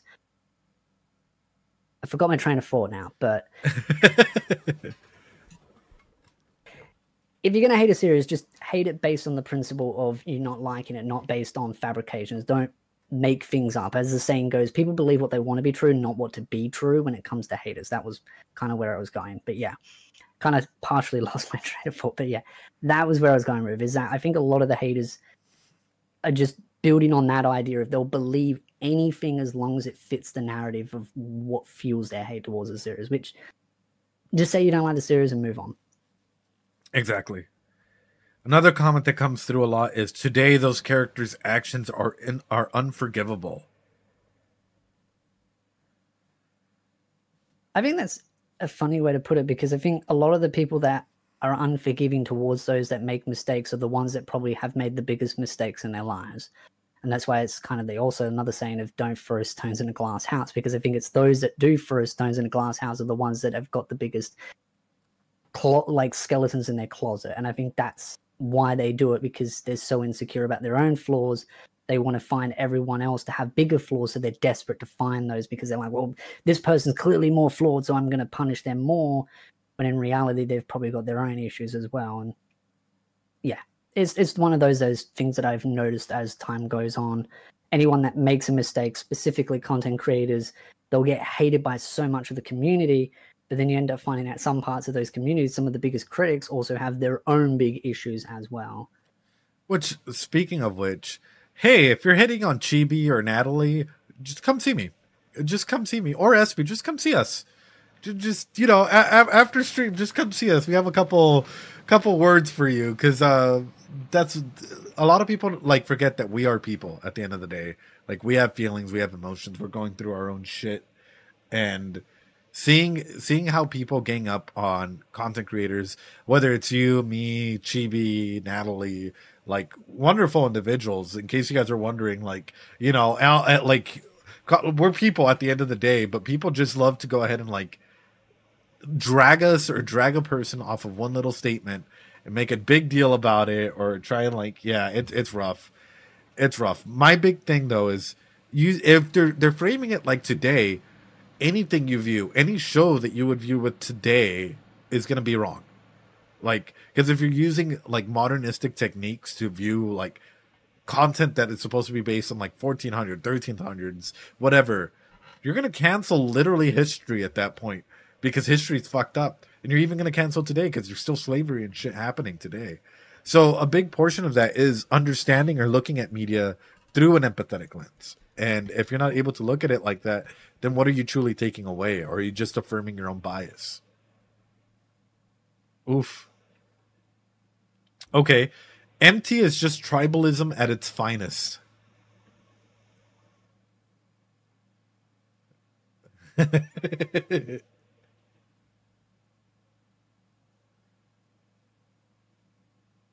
That makes no sense to me how they've worded that. It's just like, what? Yeah, same.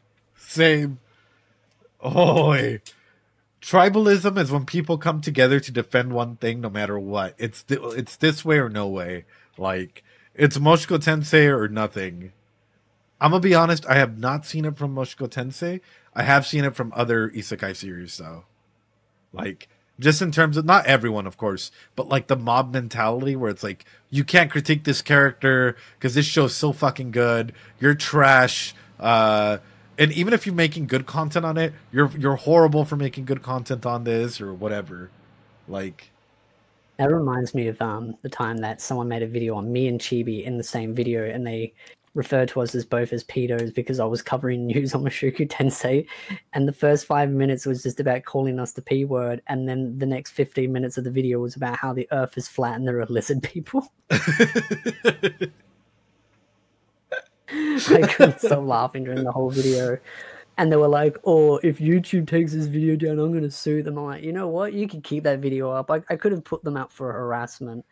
But it was just like, you know what? This is too good of a video. It's like, you started the first 5 minutes accusing us of being the P word, and then you went on about how the earth is flat. And I'm like, perfect. You go, boy. You go. You're like, perfect. You demonstrated your IQ is that of a goldfish. No, stick figure, probably not. Also, let's talk about it. All this hate farming that's coming from Mushoku Tensei, from, fuck it, creators like Anime News Network, or some of these other creators that are very much just farming off of this fucking hate. Like, I'm sure you've noticed it. What goes through your mind?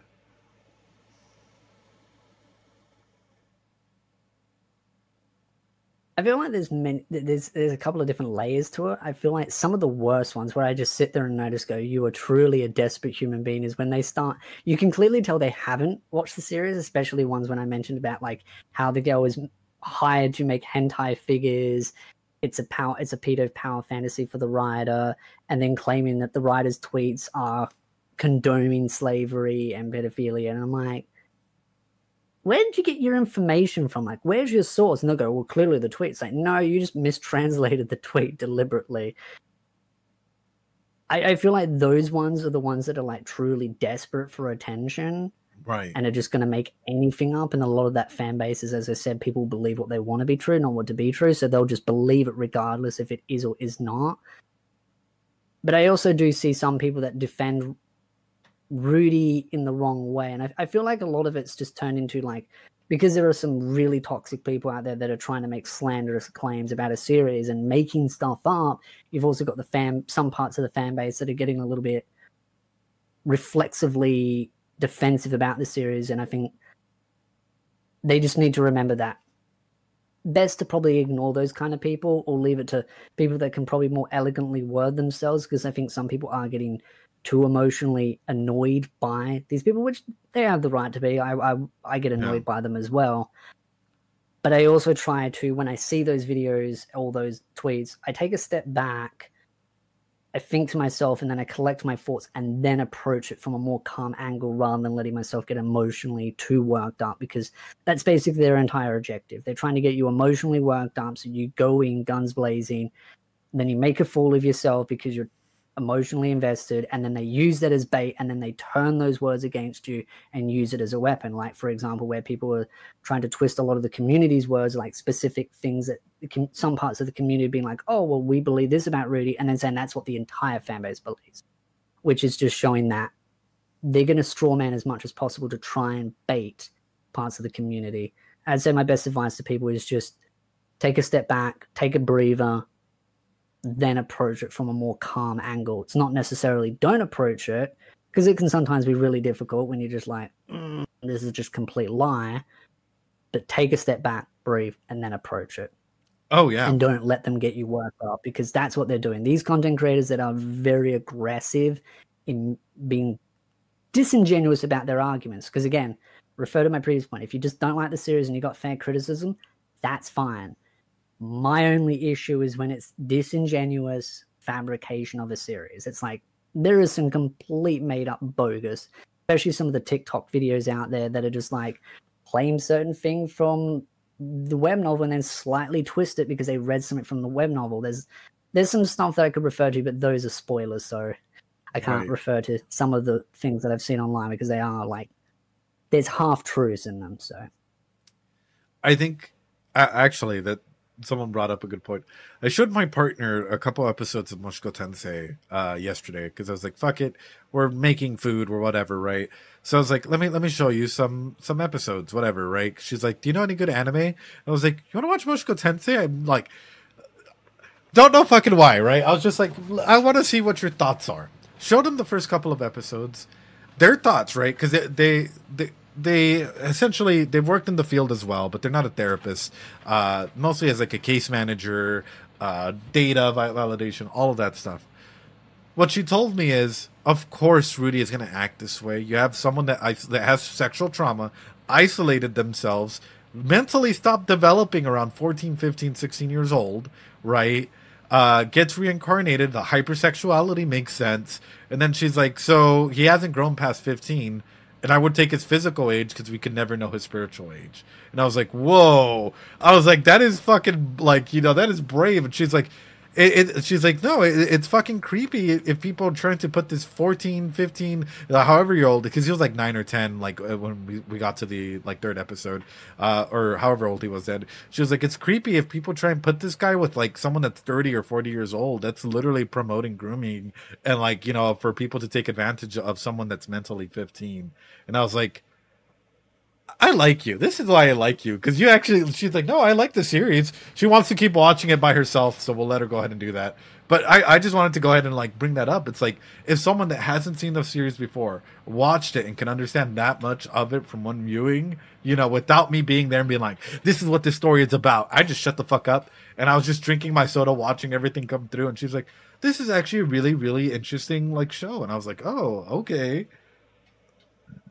So interesting stuff out there that like not everyone is just gonna immediately take that like hate pill. I guess your question comes up next. Rudy gets everything he wants and does not get punished. I mean, you did mention before about some of the responses that certain people have to his inappropriate actions when, say, like, he grabs a certain cat girl's boobs and then he gets scratched in the face, or with Eris, or he tries to grab the legs and sneaks his hands up a little bit and then she boots him in the face and then punches him. There's always repercussions to Rudy's bad behavior. He doesn't get everything handed to him on a silver platter. Particularly when he's been inappropriate, that's when the bad responses happen. But when he acts in an appropriate way, that's generally when things go more his way. It doesn't mean it always goes his way, because sometimes things can still go wrong. But I feel like a lot of people that say that claim probably haven't watched the series properly, or just sped read through it, or just taking cliff notes from other people. Because Rudy has definitely ran into a lot of obstacles throughout his journey, and especially when he's steered away from the growth, like the positive growth, and then he's kind of gone down the sort of negative behavior. He's kind of regressed a little bit, gone back to his past behavior, done some inappropriate things, and then quickly he's kind of pulled back into line. I think one of the things that I've noticed, especially in the recent episodes, is his interactions with the Beast Girls. But I think the thing with the Beast Girls, though, is, as they refer to him, he's the boss man. The boss man is allowed to do what he wants with the girls. That's the thing. The girls, if he wanted to date them, he could date them. That's the thing. Like, there's that cut content piece that we spoke about last week where Cliff and Annalise get together and one of the girls basically says, hey, you want to hook up? That's basically it. The girls are more than happy if Rudy decides, you know what, I want to hook up with one dog girl and a cat girl. I was about to say both cat girls, but one dog, one cat girl. They're not going to oppose it because he's the boss man. He just fought off an entire dragoon of individuals, ignoring the fact that it was actually someone else. But hey, the girls don't need to know that. Rudy did it all single-handedly. But to them, he's the pack leader. And so because of that animalistic instinct that the writer has put into those characters, he's the primal mate. Right. He wants a piece of those girls, and that's some of that booty. He's allowed to take it, and they won't so much oppose it. They might give him a scratch or two, give him a little bit of a fiery fight back, but that's also animalistic instincts as well. It's like lions. Like, when they're mating, it's pretty rough.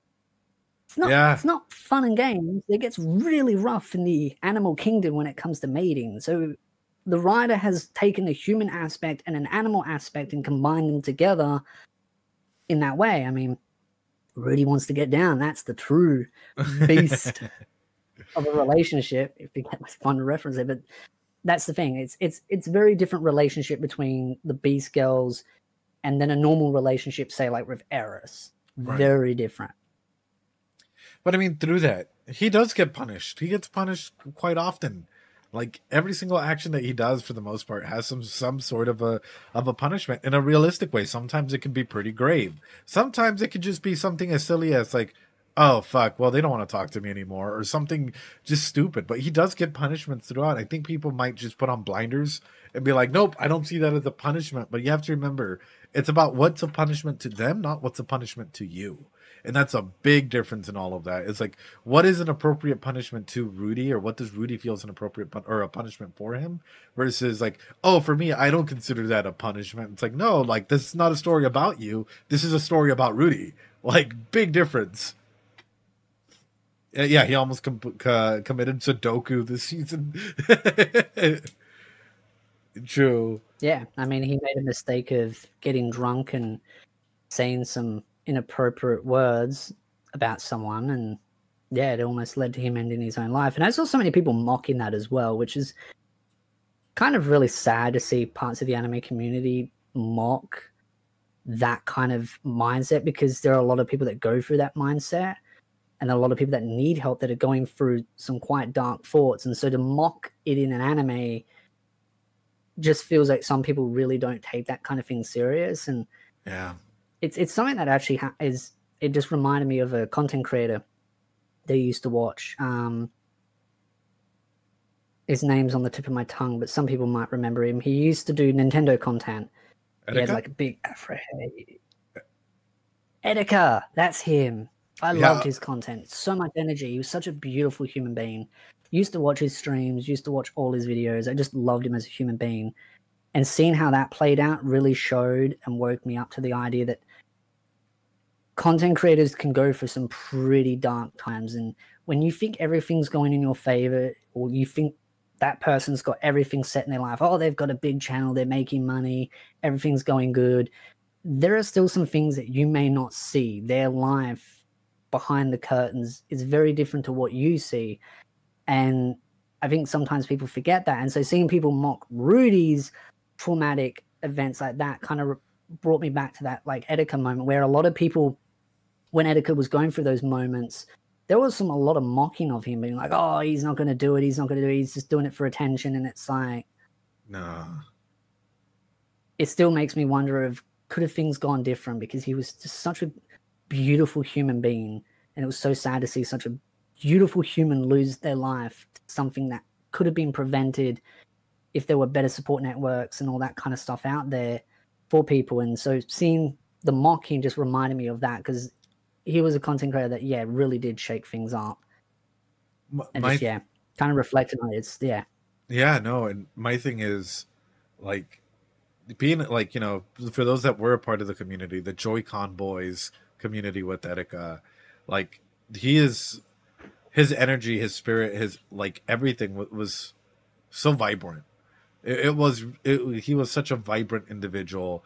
And like you could feel the fucking hype for all the Nintendo shit, for like Super Smash Bros. Any reveals and stuff like that.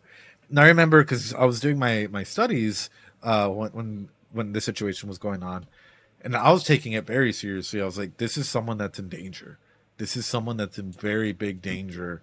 And just seeing all the steps that were coming up, and it hurts. It still hurts to see someone that like was such an amazing creator, had like all of these things, but it showcases, as you're saying, like even through some of the brightest smiles and even through all the entertainments, like we've had our dark moments. I think we could safely say that, where we've been dealing with a lot of shit, and we try and put on a smile and come on here and entertain and do what needs to be done.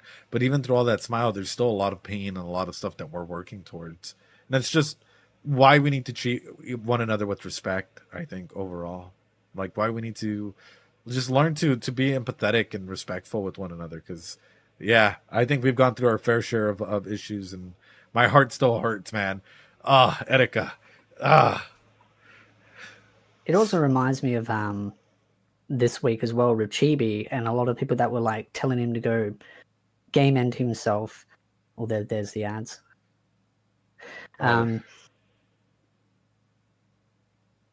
But I saw a lot of hate towards Chibi on him covering, like in his recent video on Mushoku Tensei, well, not this week's, but last week's. He made a title of a video, basically it was more generalized. The title is basically just talking about the episode itself. But in the video, he brought up a couple of comments, because he has his own Discord community, so he talks to his fans. They discuss stuff, and they're quite vocal every week about Mushoku Tensei. And then he's got his own tweets, he's got his own comments, and he was bringing up some of those different opinions that he saw. And then I just saw people on Twitter being like, oh, I hardly see those comments. Clearly you're just taking one and just overblowing it. And I was like, is there harm in us communicating with our fans, seeing some comments, even if it is a half a dozen, and discussing about some of those comments and bringing them up and having that back and forth? Because I constantly see people saying, oh, well, content creators don't read their comments and don't reply. And it's like, okay, but when we do, you then complain we do. Right. It's like, it's a constant balance that we have to play with. And I saw so many people sending him so much hate and just wishing harm on him over something so harmless. It was just like, all he's doing is bringing up the opinions of some of his fans and saying, hey, this is what I think, this is what they think, and having that backwards and forwards.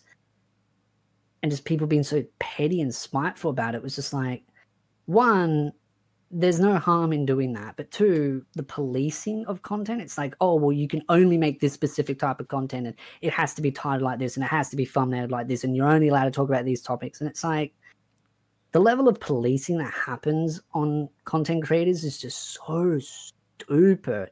And if they go out of that line, they instantly get attacked. But it's also funny, the people that are demanding this policing are the same people that sit there and will never watch the content to start with. And it just so prickly. I remember it when I was doing Mushoku Tensei at the start of the season, and someone complained that I was covering cut content, saying that I should only be allowed to cover cut content at the end of the season. And I'm like, by then, no one's going to give a damn. Right. And by then, other content creators are going to cover it as well. And as I'm making the reviews or my opinions and analysis on each episode, I'm going to discuss about some of the cut content because some people want to know about it.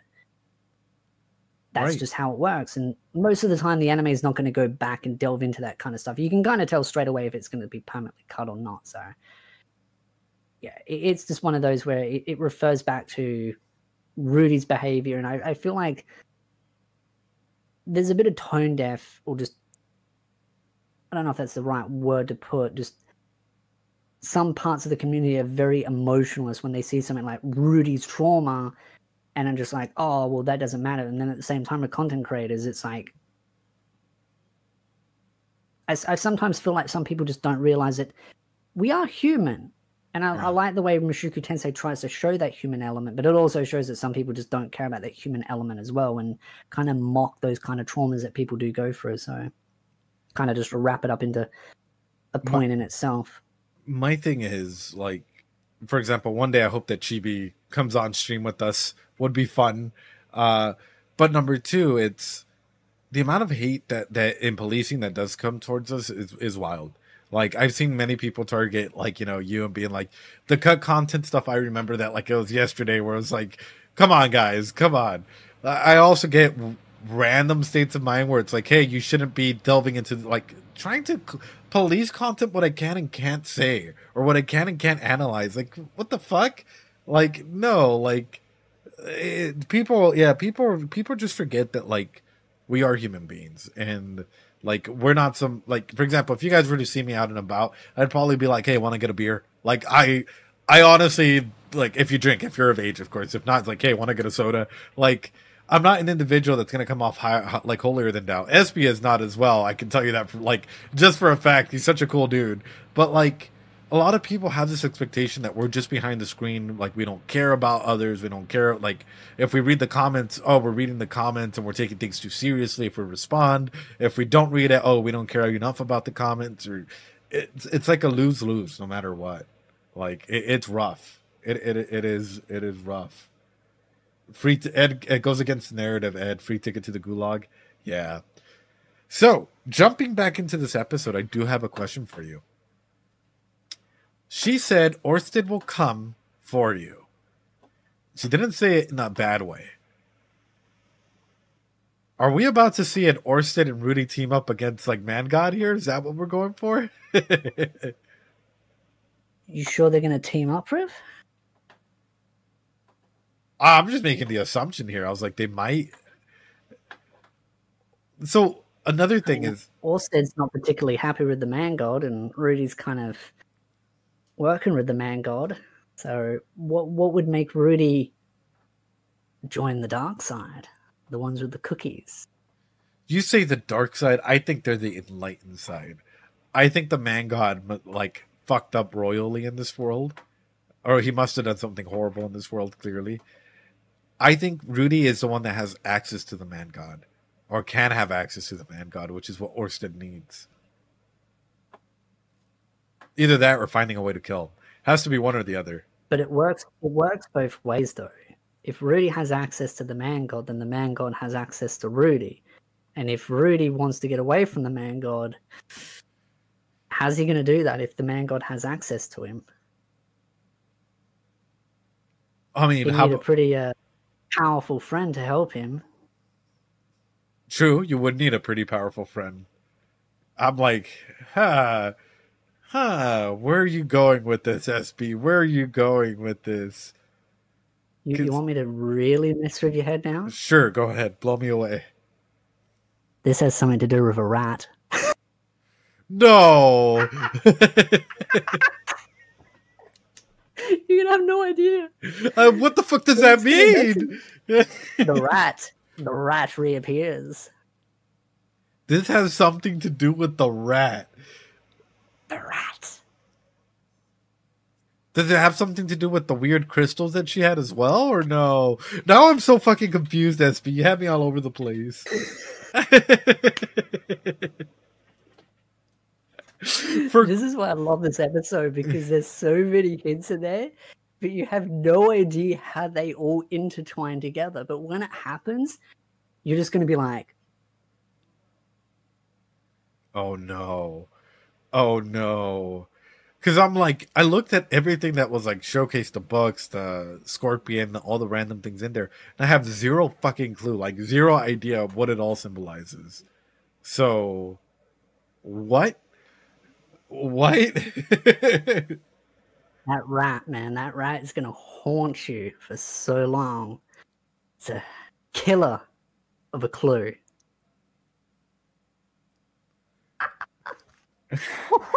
You're like, I got you. Oh no.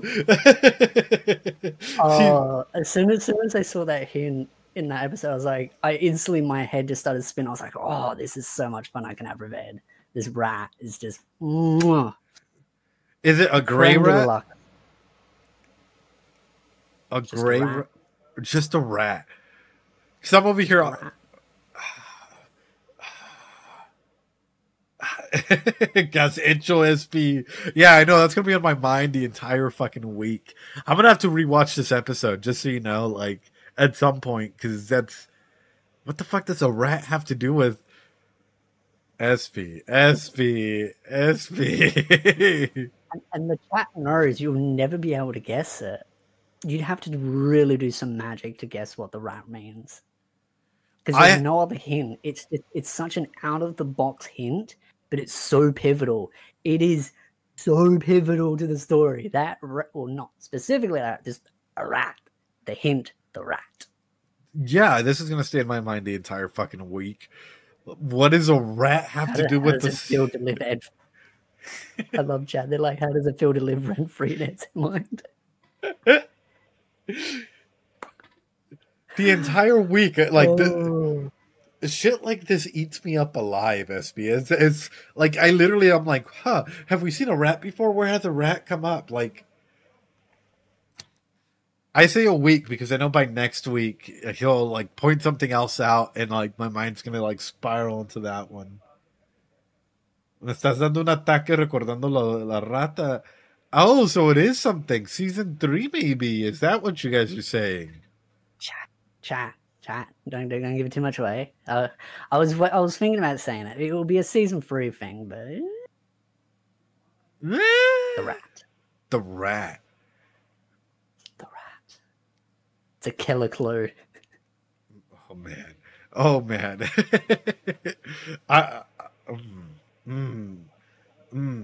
But who is the rat? What is the rat? What can I say? That rat is going to spiral time and space into a mind-breaking moment.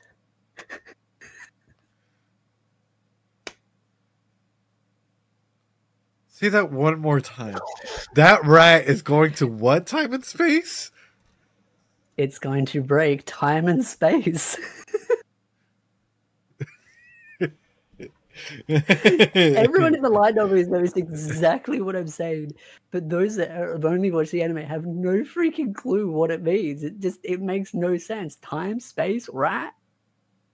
What is the rat? The rat, the next Doctor Who?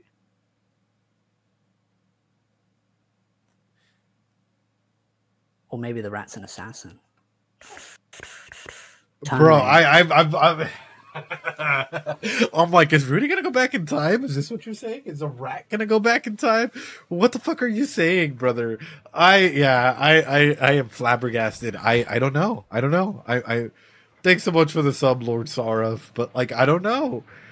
Oh man, you have me on. I love the way there's some anime onlys and they're like, what the hell am I talking about? It makes no sense. That's what's so good about it.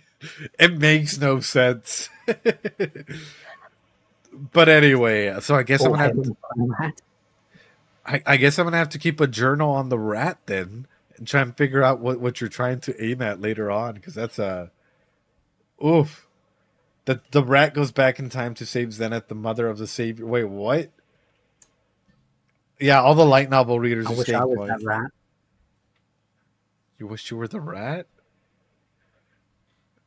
I mean, if the rat goes back in time to save Zenith, I want to save Zenith. Oh man, what a fucking journey. Oh, Sylphie and my man. Is this core gonna end with them getting together? Because I feel like it is. I feel like we're 3 episodes or a couple episodes away from that. Considering 3 episodes. I think. Considering the title being like feelings and stuff. Let me double check how many episodes. Should be 3. Yeah, so next week is episode 10, 11, 12, so 3. I had to count because I'm a little bit slow. But yeah, 3 episodes left. I am curious if they will go over different perspectives of different parts of the story, if they'll finish this volume quickly or not. Does episode 0 count? Ooh. Ooh. That's a good question. I don't think it does. I hope not. So we get an extra episode. That's the right question to be asking. But then I'll be asking the question of how do you think they're going to get together if that happens? I mean, it's kind of obvious. Clearly, something's going to happen next episode that involves feelings. And I mean, whose feelings are they going to talk about? I mean, Rudy's not exactly got many feelings going on downstairs. And it seems to be Sylphie. It's got some feelings everywhere going on in this recent episode. So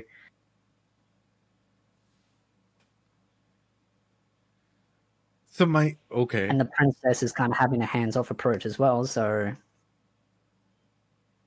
this role that Sylphie has, and I hope it's not a spoiler question, but I'm assuming that if they do get together, they're bound to have some disagreements the way any couple does.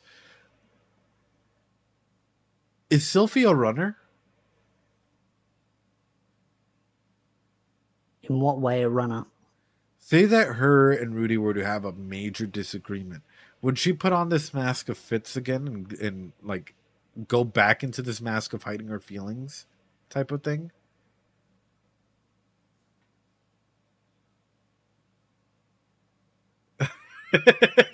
You're trying to cover up that smile. Wait a minute. What do you mean by that, brother? No, I'm thinking about something. You brought up a very good question, and my response is going to be the rat. It's all to do with the rat. It's the rat. The rat's at it again. Oh, the rat. Oh my god. Light novel fans are just sitting there going, God, you're so close.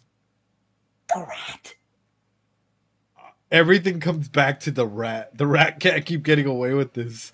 What do the rats mean, Ed? I'm assuming it's symbolism. I'm assuming it's symbolism to the gray rats, but I'm really curious if it's probably something else. I don't fucking know. I don't even know. I'm joking. I can tell, bro. You're having way too much fun with this one. It's not symbolism. Oh, it's just straight up the rat. The rat. Okay. The rat is almighty. What the fuck is it? That'd be the title of the video. The rat. The rat. Oh no. Oh. Well, I'm curious where this is gonna go. I am really, really fucking curious. SB, do you have anything that pops up to mind? Any last little things during this episode? Aside I'm from really the red. excited to the rat. I'm really excited with how the beginning of the episode went, just because of the relationship between the Princess Ariel and Fitz, and how she's kind of having that bit more of a hands-off approach, being like, hey, you approach these feelings how you desire, and the insecurity that Sylphia's got going on. And some of that insecurity was shown with Nanahoshi as well, because of the relationship that Rudy and Nanahoshi have. They do have a unique, special relationship because of their past. And that's something that Sylphia has no knowledge about. It's like they're speaking in a foreign language that no one else can talk. And so there's a lot of insecurities building up there. So how Sylphia portrays those feelings is just what I'm looking forward to. Because I always love really good series that portray good feelings, especially, I mean, romance, because clearly Sylphia's in love with Rudy. And as far as her behavior is like, I've seen some people say it's too simpy-like, but I think it's that Sylphia has very high expectations of Rudy and has put Rudy on a very high pedestal, and Rudy lives up to some of that. Right. Very much as far as the talent goes, the caringness goes. But then there's also those moments where Rudy can be a boy when, you know, a certain girl rocks up at the line last episode and he's like, ooh, is she cute? And it's like, flirt with other boys, I see. But what I'm looking forward to the most is the great epic war between me and Nat. Oh, that's right. Finally, we will fight to the bitter end. Oh, yeah. My big moment though through this is the parataxic distortion, the pedestal, like putting Rudy on a pedestal and stuff. Of course she's gonna simp.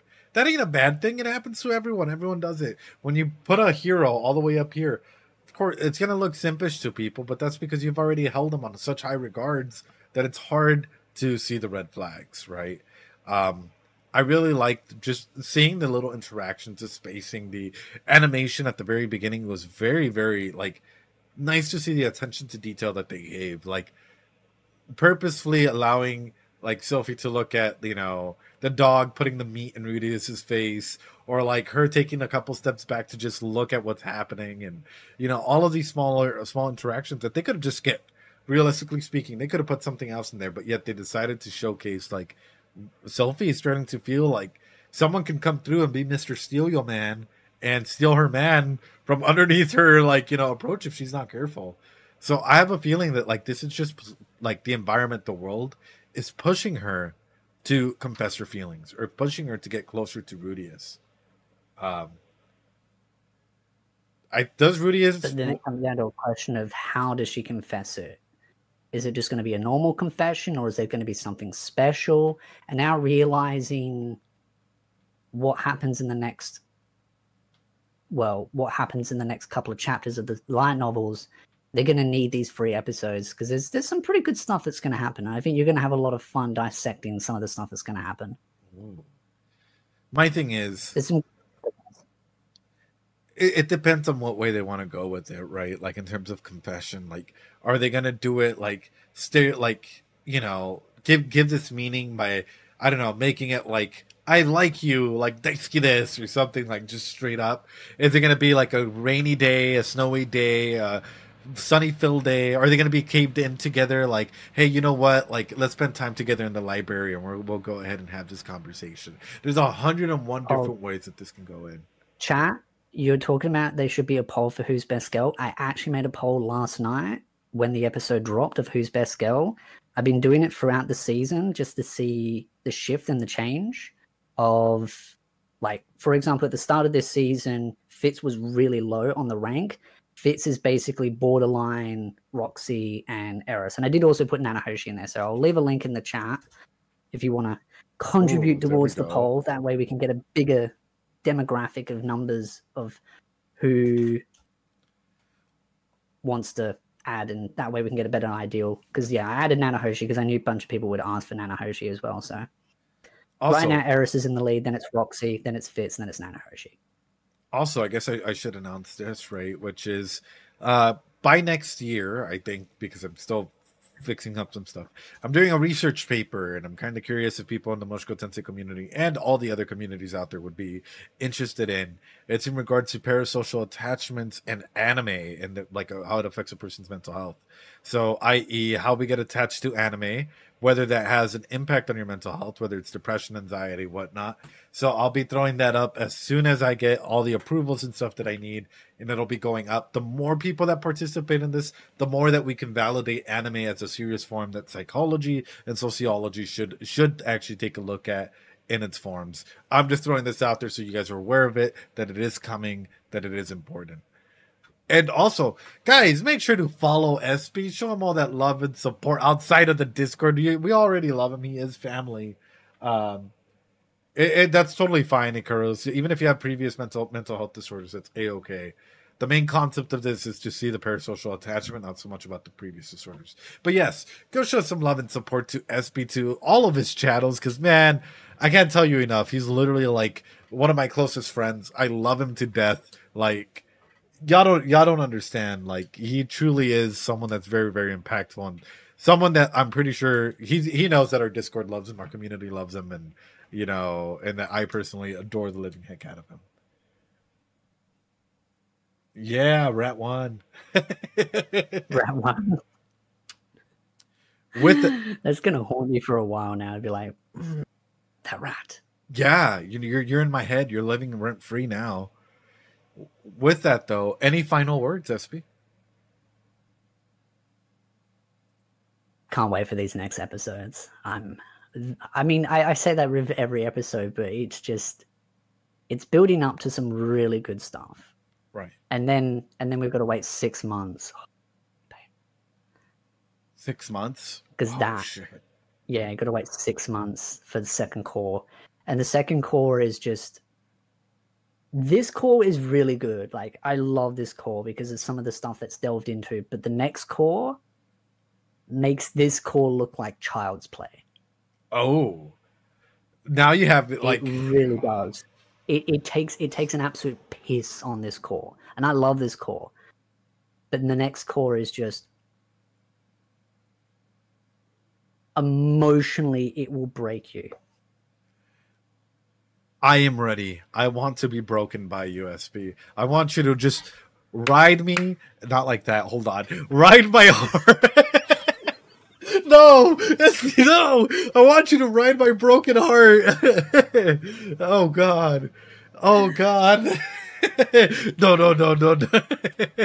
But yes, I am so excited for whatever may come. I think 6 months will hopefully fly by in a flash, and we'll get ready for it. Guys, show all that love and support. If you guys have, join the Discord, mine, SBs, everyone, show them that love and support. And also make sure to comment. It really helps the algorithm, since all the videos are unmonetized. YouTube doesn't like to promote it. So any and all interactions, likes, comments, whatnot, helps a ton. I love you guys. I appreciate you all.